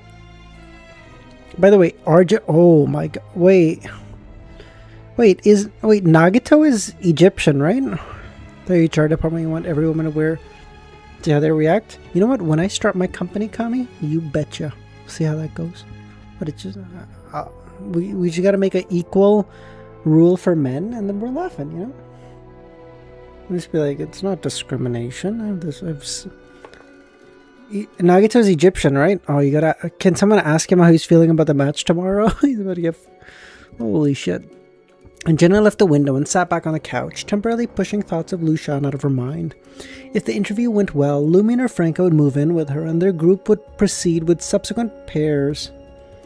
Jenna hoped it would be LEMMiNO, other times praying it would be Franka. During their time in the Dream City, she wanted to spend more time with Franka, to encourage her, to treat her better, to show how much she valued her. The Jenna had not discussed this with LEMMiNO. She felt assured that an unspoken understanding. I don't know if he cares with his exams. Kami, I promise, exams, no exams, everyone cares about the World Cup. Everyone. As her thoughts wandered, Jenna chuckled. This was the best option. The best option would be, I suppose, for all three to live together. That way, Franka wouldn't lack the feeling of being needed. LEMMiNO could do more, and Jenna could find herself wondering what they were talking about, how they were interacting, and how their relationship had evolved. They made her feel a little bitter, a bit uncomfortable, but it also helped her digest her potion. When it came to causing others pain, Jenna's digestion was progressing rapidly thanks to Ludwig. It wouldn't be long before she had completely digested it. Fuck, I'm not even hungry. Stop eating, you fat fuck. Imagination and suspicion are more painful than reality, and they can eat at the soul even more, she muttered, a principle she had developed for her role-playing, more refined than causing others pain. By the way, can I say it? The not having the axioms told for different sequences, I dislike. The fact that Cuttlefish just gave up on that is kind of sad to me. I really like that the two axioms for each sequence would be, mentioned. Even if they weren't spelled out exactly, the two axioms would be like, hey, here is like roughly, and then, you know, and then it'd be them working it out. And now it's just like, affliction, I cause harm, it digested, genius. She was all for it, as long as she wasn't left out. Jenna reined in her thoughts, unlocked her phone and opened her gallery. She looked at the sketch of the self-portrait Lucian had sent yesterday and zoomed in, and selected the delete button, feeling that keeping a painter's artwork on her phone was risky. She hadn't deleted it yesterday because she wanted to see if anything would happen, but nothing did. But she couldn't stay on alert about the picture forever, right? After deleting the photo, Jenna idly scrolled her phone, flipping through newspapers, novels, videos, and tips. Time passed quickly, and Jenna straightened her back and stretched her arms. She felt it may be a time to message Franca and the others and check on their situation. But suddenly she froze. She found Lucian's sketch still sitting in her gallery. Did I delete it? Did I forget? She composed herself and deleted it again, and then looked back at the gallery. And after a few minutes, the phone dimmed, and Jenna reached out to reactivate it, and the sketch was back. Jenna confirmed there was a problem, but she had no idea how to solve it. At that moment, she heard the doorbell ring. Jenna stepped behind the door and looked through the peephole. It was LEMMiNO and Franca. Phew! During this process, she remained somewhat cautious until LEMMiNO and Franca appeared vividly before her eyes. Perfect timing, Jenna said. What's going on? Franca asked. The elevator required a card to access, and the landlord had to provide 2 cards. Jenna kept one, and Franca had the other. Once LEMMiNO closed the door and set up a bottle of fiction, Jenna recounted all that had happened. I remember the purifiers telling me that one of their colleagues once encountered a painter undergoing mental treatment. Always claimed to spirit body walk at night, entering a space similar to but distinct from the spirit world, where they fought monsters and enemies trying to invade reality. Similar to what I saw. You mean Lucian's protective actions may be another aspect of her corruption? That was my guess, but after talking to her and hearing her describe those monsters, I think she genuinely holds a belief in protection. Maybe stemming from Mr. Fool and his expectations of her. So you think her behavior is not only a requirement of the boon, but also a reflection of her humanity? What I'm worried about now is that if our investigation agitates her, it may push her to corruption, plunging her to the abyss. And that could signify small defeat for Mr. Fool. The loss is minor, but if they accumulate, it could tip the scales. Our priority now should be to delete the photo, LEMMiNO said. It stays on your phone, it's like a ticking time bomb. Do we need to use the nuclear option antivirus? Franca frowned.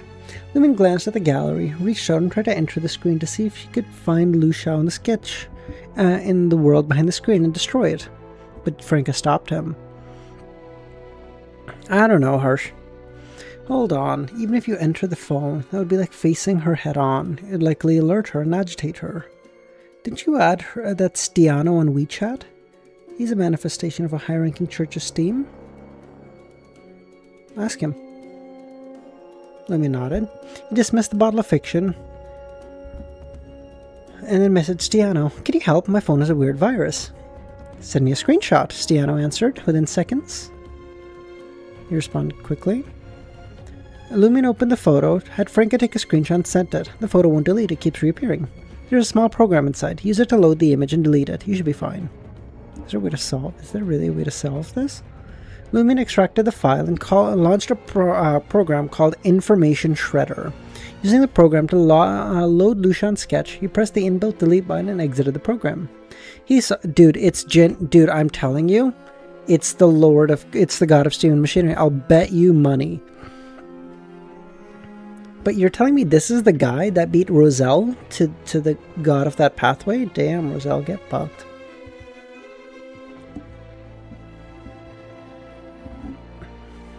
Jenna deleted Lucian's sketch without it returning to her gallery. He really is an expert, Franca said. LEMMiNO used voice input to thank him. This virus is worth studying. If you encounter something else, feel free to contact me. Was already a god when Roselle spawned? Nah.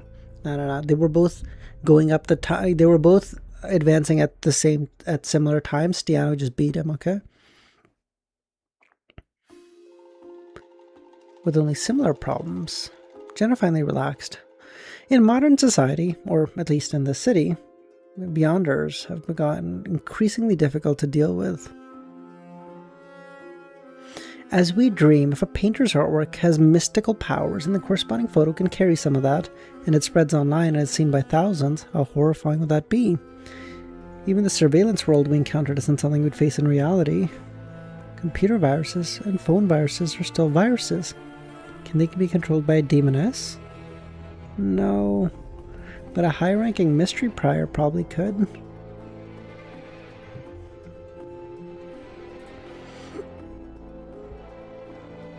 The LARP syndrome is advancing? What do you mean? I apologize. You're right. It is advancing. Kami is LARPing. You know, he doesn't even know the timeline very well. That's so sad.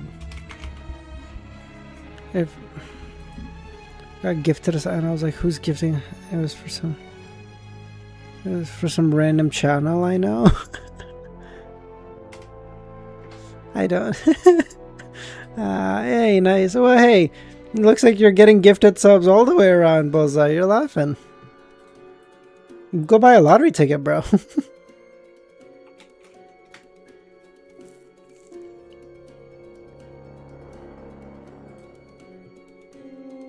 Jenna and Lumion could relate deeply to Franca's concern. They had encountered a pixie in reality before, a higher sequence beyond of the painter pathway, but had never imagined that something as simple as a photo sent through an information network.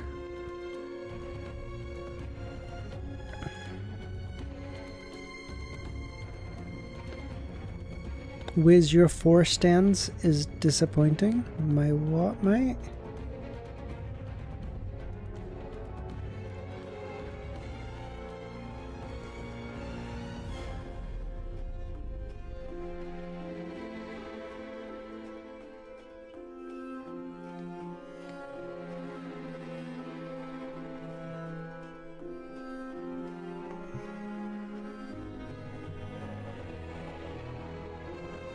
What? Is that a freezer with corpses inside on your left? This big boy? You know it's my air conditioner, bro. I can turn it on. Don't sass me. They had encountered a oh wait, hold on. Yes, Jenna nodded. We need to think more about what different pathways of Beyonders can achieve in this Dream City. Though the Dream City suppressed all Beyonders to a Sequence 7, its unique characteristics and details had brought about other possibilities.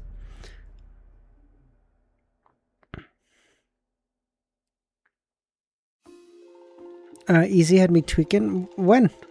Of course, Lumion and others had already begun to discuss how certain powers from Demoness and Hunter pathways could interact in the city in unexpected ways too. Their current conclusion was that both pathways, which symbolized calamity, could exploit the unique features of the city positively, like using the abundance of mirrors to set up a mirror maze and cast some different spells at any moment. On the negative side, there were many more uses, which, as Franca put, involved actions that could violate criminal laws, and not just any violations, but those that would warrant severe penalties, including use the internet to seduce others and spread pleasure, amplifying the destructive power of a pyromaniac by triggering natural gas explosions, or leveraging dense buildings and populations to better and faster spread diseases.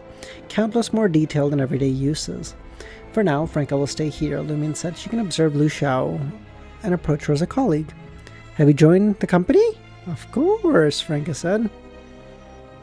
The only thing he remembered was who Forrest Dude, that was crazy though, right? That part he remembered so quick. It was like, no, I think it was Zio. I think it was Gio for sure. You know, like, it talks about in the videos so much. You know, like they spent so much time and nothing was stated outright, but like, you know, you gotta understand. Like, you know, some things are better in his subtext, and you're like, brother, my brother in Christ, what is the fool's honorific name that we've read 4,000 times? It's like, fuck. Like, what? Motherfucker remembered about subtext in that point, but forgot that. Really?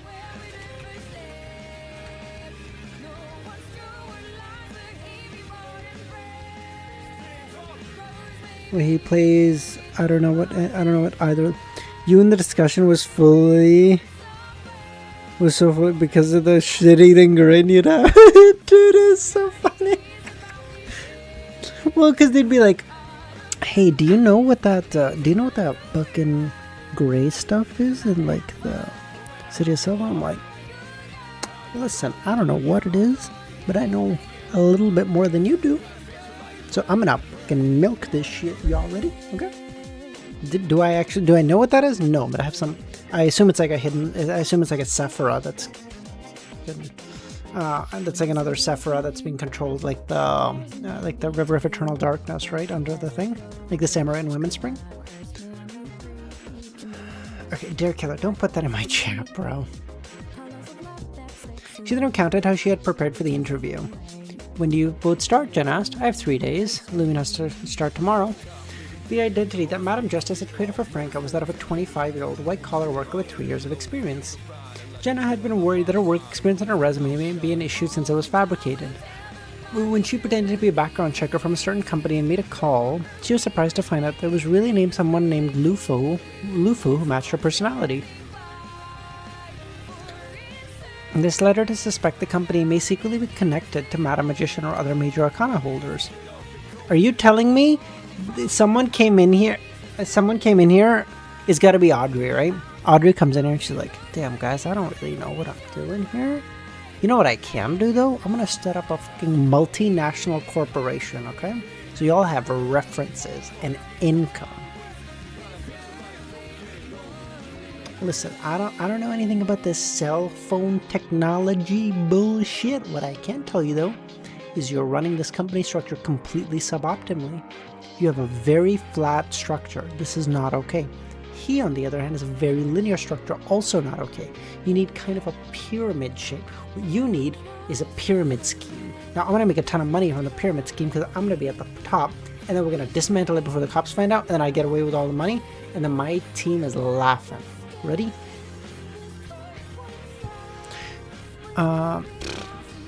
Anything you need to prepare? Jenna asked.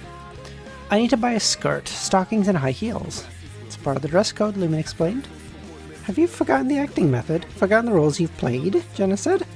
Just another form of acting, not about digesting the potion, but getting close to Mr. Fool. Remember, you're just acting.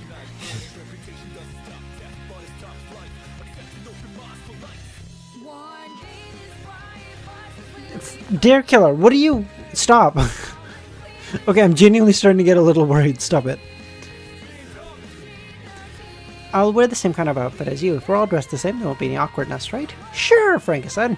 Since she had decided to make this sacrifice, getting some perks was a welcome bonus. LEMMiNO remained silent. Even though we didn't confront Lucian's sketch directly, the fact that we managed to delete it is suspicious itself. If she notices it's gone, she'll test us again and take more drastic action. Be careful. I was thinking the same. LEMMiNO waved them off and left. Once he left, Franca plopped down on the couch. Let's go shopping. We have money now. We're laughing. Should we pay off those microloans? I was hoping to save up some money to rent some good items. Fine, let's pay off the goddamn loans. And before transmigrating, she had seen many cases of people borrowing microloans and having their lives ruined.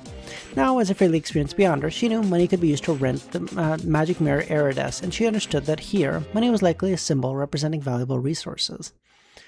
Jenna sat down on the couch and urged Franca to repay the loans on the spot. Only 120,000 left, Franca sighed.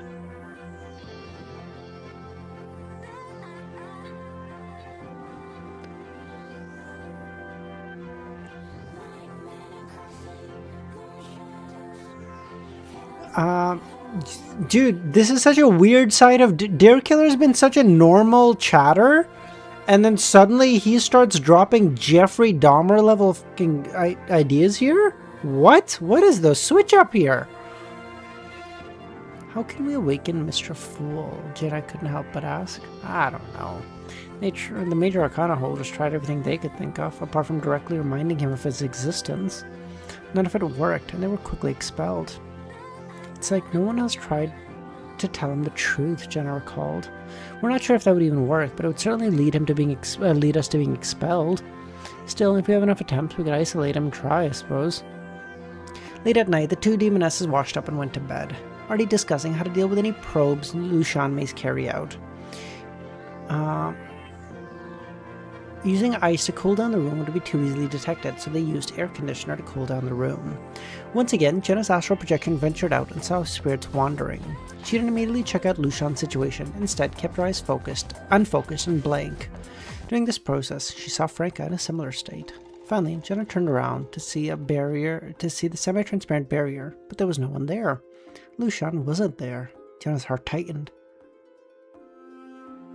But she maintained her state. After a while, she rose her gaze and saw Lushan, dressed in a pale yellow skirt, floating up, watching Franca and Jenna. Impossible to tell how long she'd been doing this. Jenna's nerves tightened, but she showed no signs. After a long, intense stare, Lushan flew to the area where the creatures were trying to invade, blocked their attacks, and drove them back. Neither Franca nor Jenna let down their guards. Suddenly, they both felt a sense of danger and woke up, smelling a sickening, foul odor and a pair of dark, yellow, brown eyes staring at them from the ceiling. In the darkness, a pair of wings covered in feathers, like those of a giant owl, spread out.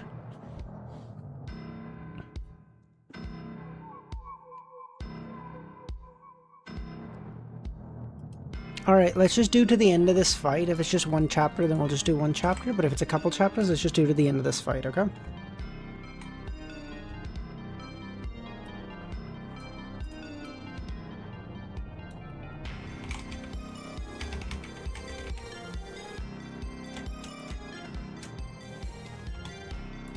It was a human being, seemingly imbued embedded within an owl, his eyes perfectly round with pupils that gleamed.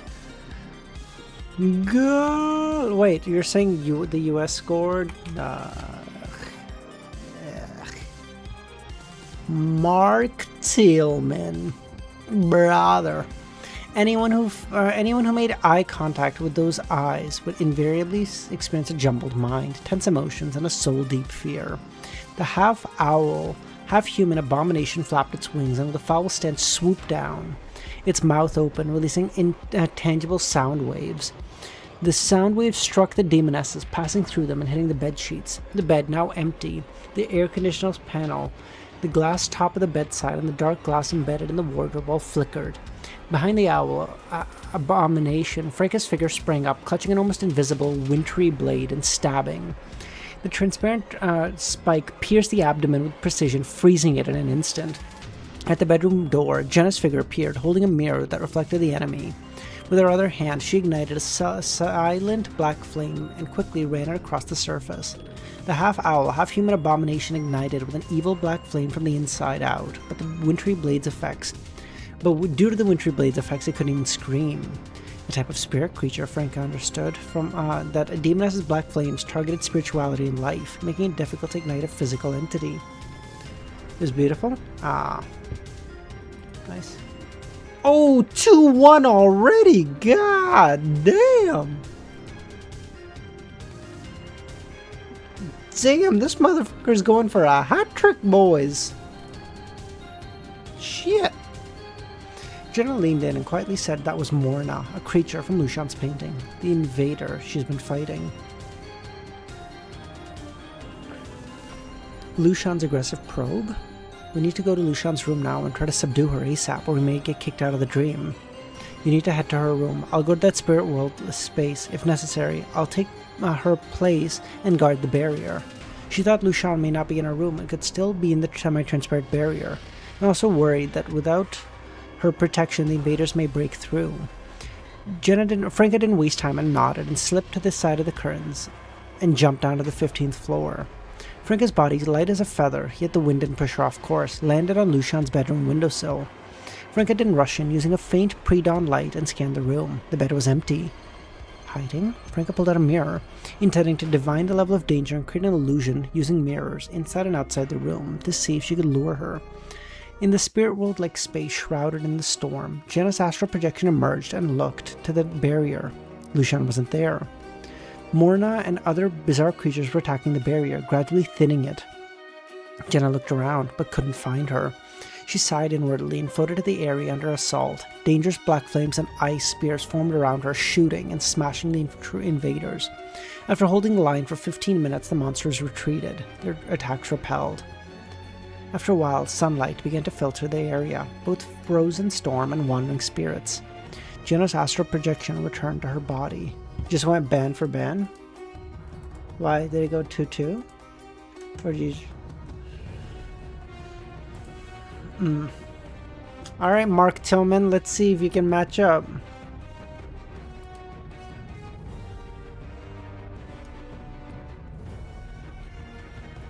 Morning had arrived, and Franca had returned. I couldn't find her. She had either left or hid. Could she have hidden inside the paintings? I checked them. None of them had any human shadows. But the sketch you mentioned is missing. There's a painting of a bridge that stretches from the edge of a cliff near the foreground over a bottomless abyss and another cliff in the distance, where there's a black forest. I suspect she entered the painting and escaped into the forest via the bridge. I think I couldn't pursue her, and have a strong sense of danger. It probably wasn't even painted by her. We haven't been kicked out of the dream, Jenna said. No. Nor have we been restricted. Aaron, how's it going, man? Lushan was corrupted by that evil god and fantasy association, not controlled by the Celestial Worthy. While that evil god may assist the Celestial Worthy in some ways, it certainly has his own agenda and won't help with everything. Perhaps he wants us to stay in the dream to hinder the Celestial Worthy at a critical moment. This is what LEMMiNO meant when he said that the goals of evil god and Celestial Worthy sometimes may align, but sometimes they don't. It is also possible that Lushan hasn't been completely corrupted, and hasn't fully fallen. Struggling. Resisting. Let's wait a bit. After waiting for more than an hour, the two demonesses saw Lushan leave Building 5, dressed in her normal attire, as if leaving for work. She must have hidden in the painting with the bridge. I'll send a message to LEMMiNO, letting him know what happened, and that we may be at risk of getting kicked out. Won't that get him kicked out? Isn't there that little app Stiano gave us? Frank aside? I figure WeChat messages are also info, so they should be shreddable. I'll shred the message when sending it, and LEMMiNO will shred it once he receives it. This was catching up for the last 30 minutes. Oh shit, dude. How's it going, man? This is going to compete with... We already got 3 fouls. Or sorry, 3 goals and 6 fouls. True. Wait, 6 fouls? Just yellows? Just yellows. What do we got? 3-3?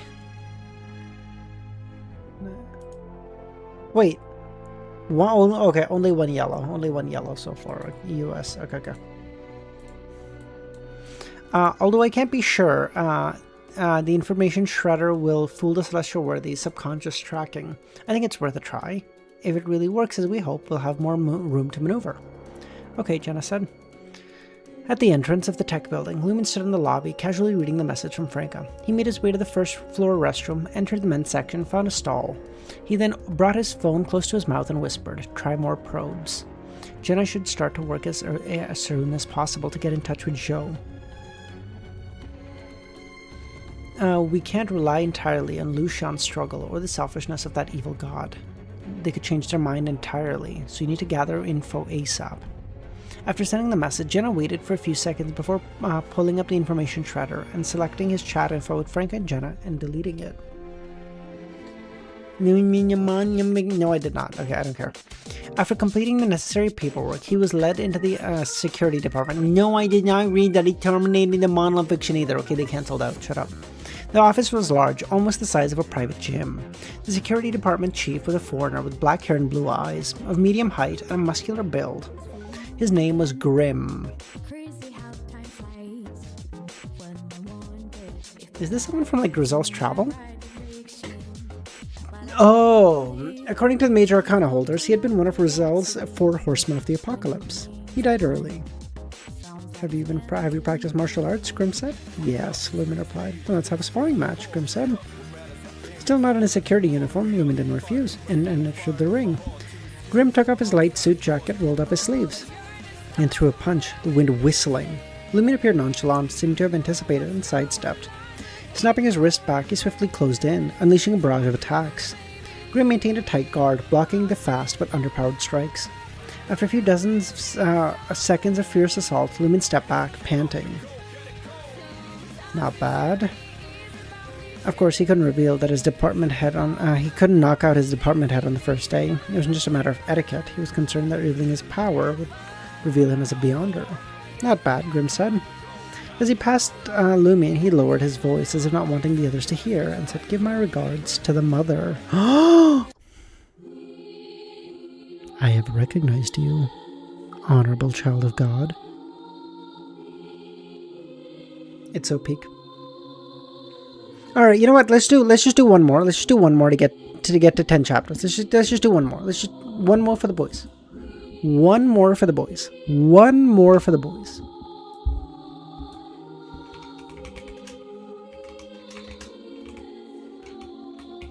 Worshipping the altar of God?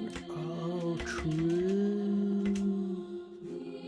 Bro, I could have gotten tea. Don't. I may read 2 more chapters. Child of God, has he sensed the Amibala bloodline? Lumen realized the truth and nodded. He took a few steps and said to Grimm, Director, I'll be heading out first. Grimm's face broke into a smile. I'm pleased with your skills. You should now follow Team Lead Zhu to familiarize yourself with the different positions and procedures. This was his way of indicating to Zhu Jinyang, the current lead of Security 2, that he valued this young man. Yes, Director. As he followed Zhu out of the office, his expression settled. One of the 4 horsemen of the apocalypse, Grimm died on a primitive island, but later seemed to have been corrupted by the power of the Great Mother. The Amibala bloodline in me can only be sensed by those created by the Great Mother or obtained her boon, and ones who lack necessary intelligence. Grimm is described based on Mr. Fool's subconscious perception, so the corruption within him is understandable. But why did he mistake me? Is it because as a dream manifestation he lacks the intelligence?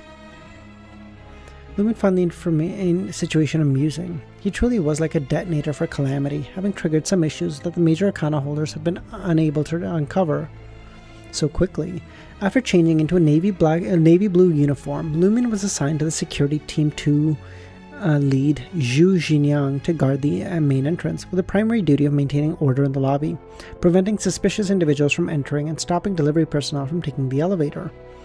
Lumen and 2 colleagues replaced the previous security guards responsible for this. At this time, it was still before the official start of the workday, and employees were still arriving. Some of them had a few surprised reaction. This new security guard's hot. With that appearance, he should be a model or something.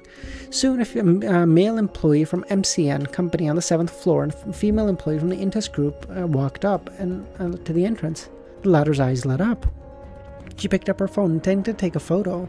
The former, on the other hand, became excited. A handsome security guard, not sleazy. That's great. Well, a level of handsomeness that would only be considered average or slightly above average for normal people when contrasted with the identities in the lower strata of society, such as security guards, beggars, farmers, and such. It had the potential to make a lot of attention online. The MCN company employee quickly grabbed his phone, intending to record. Sensing their intentions, Lumen stepped forward and said, Please, do not take photos of me without my permission. Respect the privacy of others. They both were taken aback. I think you have the potential to go viral. No need, Lumen said. What? Who doesn't want to go viral nowadays? Did you happen to take any photos? If so, please delete them.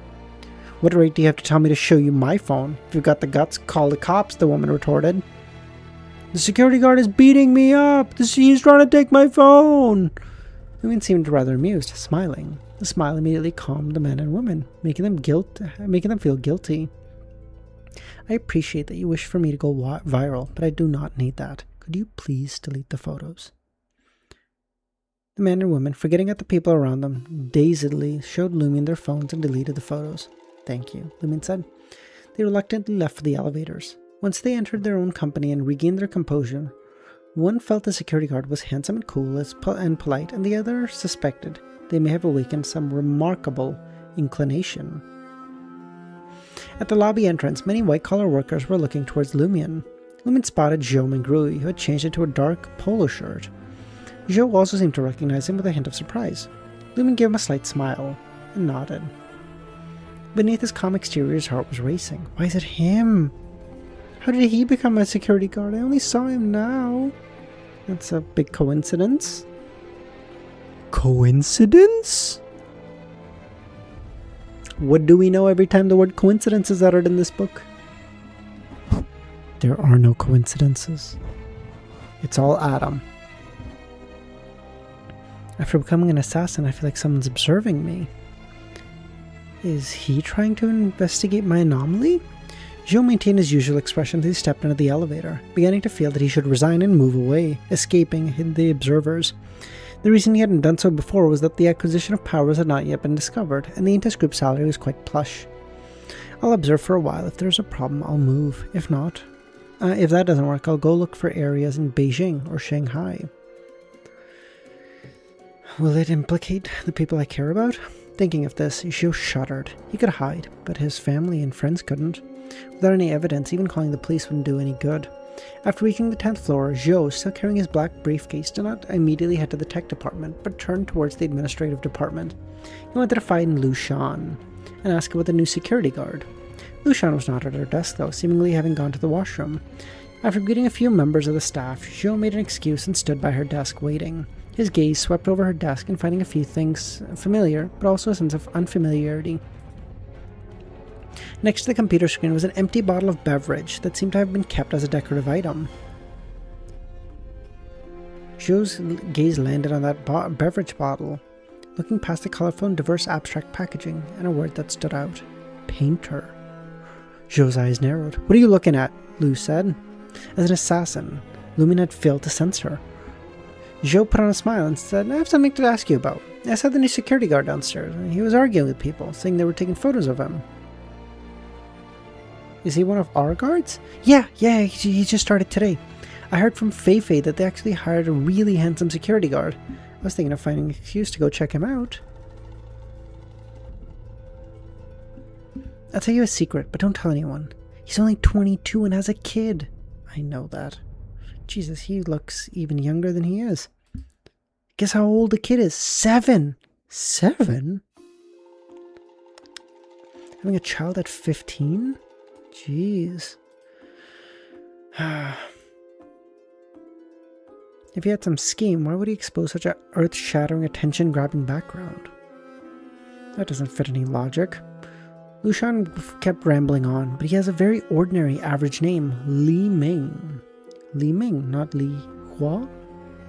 Zhou muttered as he left. He didn't look back because he felt Lu Shan may also have some issues. She may have already become a painter. There's a famous painter from the 1930s I know about.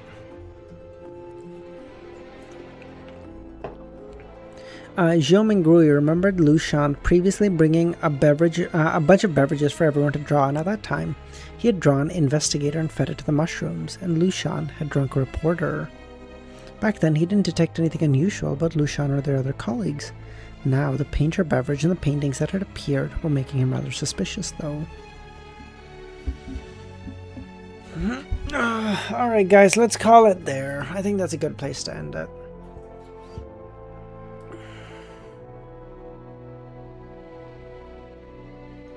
One more? You think so? I just got tea because you said probably... Fuck's sakes. Alright, fine. Fine. The things I do to appease you guys. And all at the end of the day to still get called a bum. An average 8 viewers. Hell yeah, brother.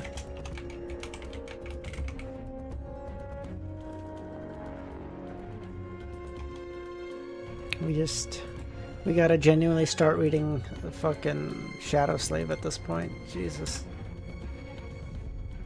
Easy. I'm gonna just follow in your coattails at this point, bro. You keep doing stuff. Loyal 8 viewers, truly, yeah. I'm just gonna wait for Easy to do stuff, see if it works, and then just copy it at this point. This is the strat, boys.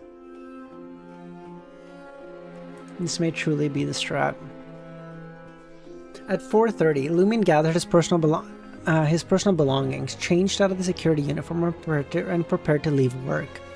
This job surprisingly had an 8-hour shift, but he would have to take turns on night shift later.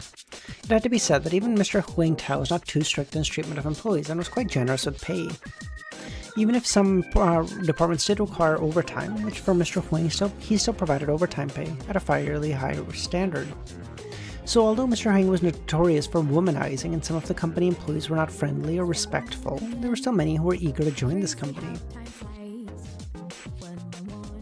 What kind of whiz being rat? I'm sorry, Unhinged, so you joined stream is what you're saying? Okay. How's it going, buddy? Today, LEMMiNO had only been stationed at the main entrance, not assigned to patrol the floors or monitor the security cameras. Only encountered Joe and Gree once in the morning. He was not disappointed nor impatient. The pace was just right. He walked towards the bus stop, braving the scorching sun, and along the way he took out his phone and sent a voice message to Franca. I think I've left a rather strong impression on Joe today. Although I didn't notice any changes in his expression, if I were in his shoes, I would definitely suspect something is a weird coincidence. Given his caution and prudence, he will most likely think this way. Since he has such a deep impression, I won't be going back to the Jinghong district tonight. I'll find a cheap motel to stay at and see if there's any developments at night. Ludwig is being taken care of by Anthony. Doesn't this risk Joe resigning? That's bound to be a contingency plan. I haven't even started the job yet. I bought so much money with clothes. LEMMiNO simply chuckled. It shouldn't lead to that. I deliberately didn't go and tamper with my background information and try to forge a fake identity, so that my personal life would be outrageous enough to not seem like I'm coming to investigate. Sometimes a moderate degree of high-profile behavior can actually reduce suspicion. It has been so long now, bro. Unhinged, we're definitely gonna do the fucking ladder, bro. Oh my, I can't just do this constantly. Like, I still want to read, but like, I want to do gaming streams, I want to make videos, I want to do so much more stuff. This takes so much time, and I just can't, this just can't be the whole thing. I just get so, like, if I do like 3 streams a week, and then I do like 3 or 4 days a week where I'm like making videos, making shorts from the streams, is like, it works so much better. Like, for the channel as a whole, it genuinely, like, genuinely, I kid you not, my fucking volume 1 review video has more views than every stream I've ever done put together. Just as like a point of reference. Like, that's crazy work, right?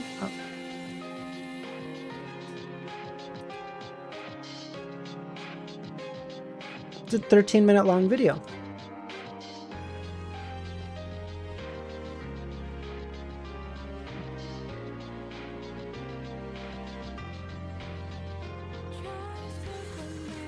Remember to use the information shredder to delete the chat. Oh wait, hold on.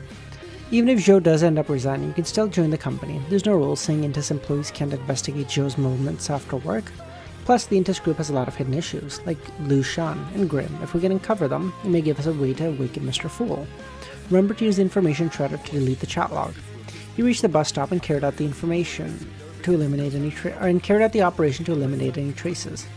Soon, the bus arrived.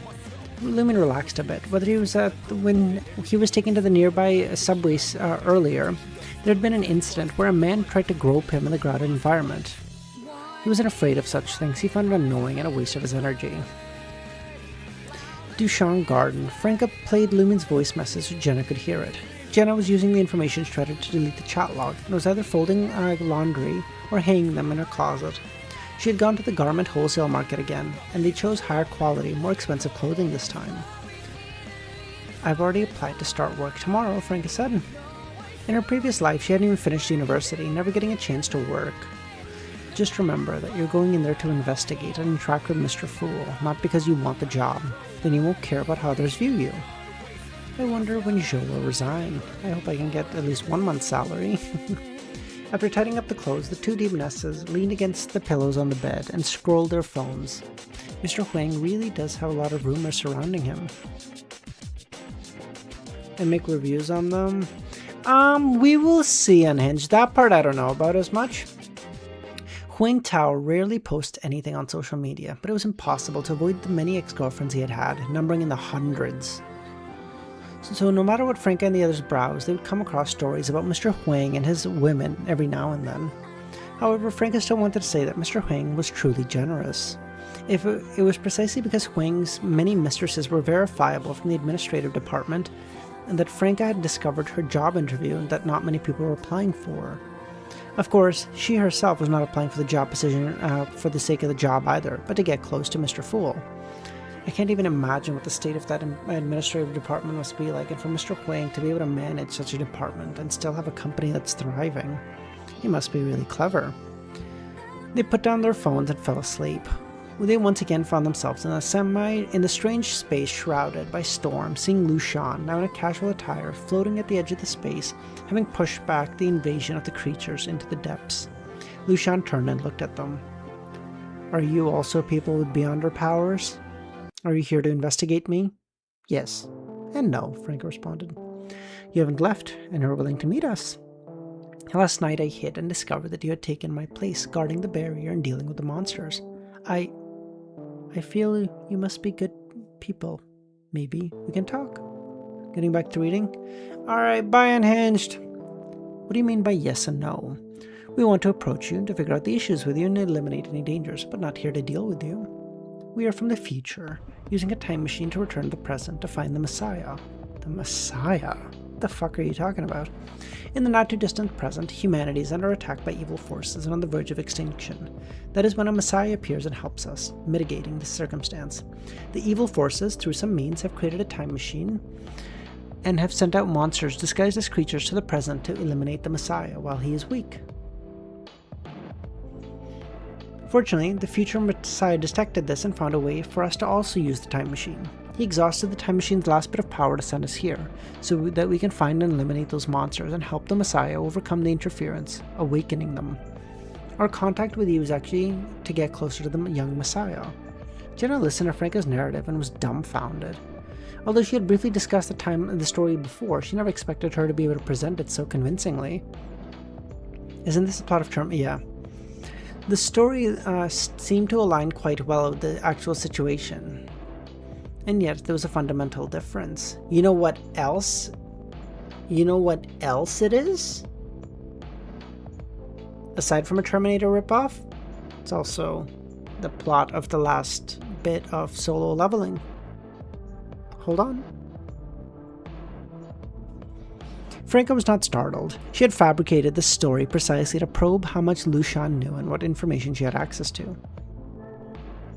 She didn't expect Lushan to readily accept the ridiculous plot, but to accurately guess the target was Zhou Mingrui. Knowing she needed to deal with Mr. Fu's manifestation, but not understanding why. Why do you think so? Franca asked. That voice made me give Zhou Mingrui the real instigator beverage. That was the first time I made a clear demand and promised to reward me with a painter beverage. I felt having beyonder powers was great, and thought if Zhou could have them, it may not be so bad. I didn't mean to hurt him, and I didn't. Did Zhou drink the beverage? I don't know, but there was some incident at the neighboring company that day. I don't know if it's related. I'm not sure. Seeing Lushan's mental state becoming weird, Jenna changed the subject. How many times have you had that drink?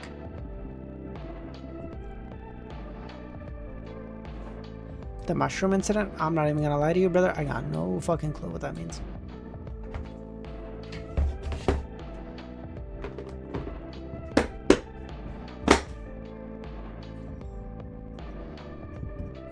Alright guys, let's call it there.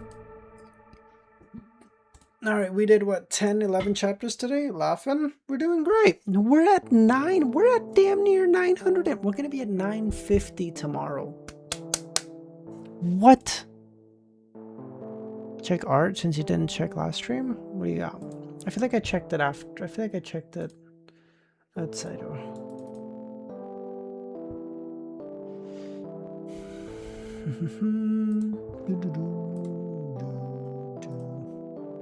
Damn, who's this handsome fella? Couldn't be Klein. Couldn't also be Lumion. Doubt it. I don't know who this fella is. He's handsome. We are the future, using a time machine to return to the present to find that Messiah. Of course, yes, Amon is truly the Messiah that we have been waiting for. Alright guys, that's it. We'll call it there. Have a good night. I'll talk to you guys tomorrow.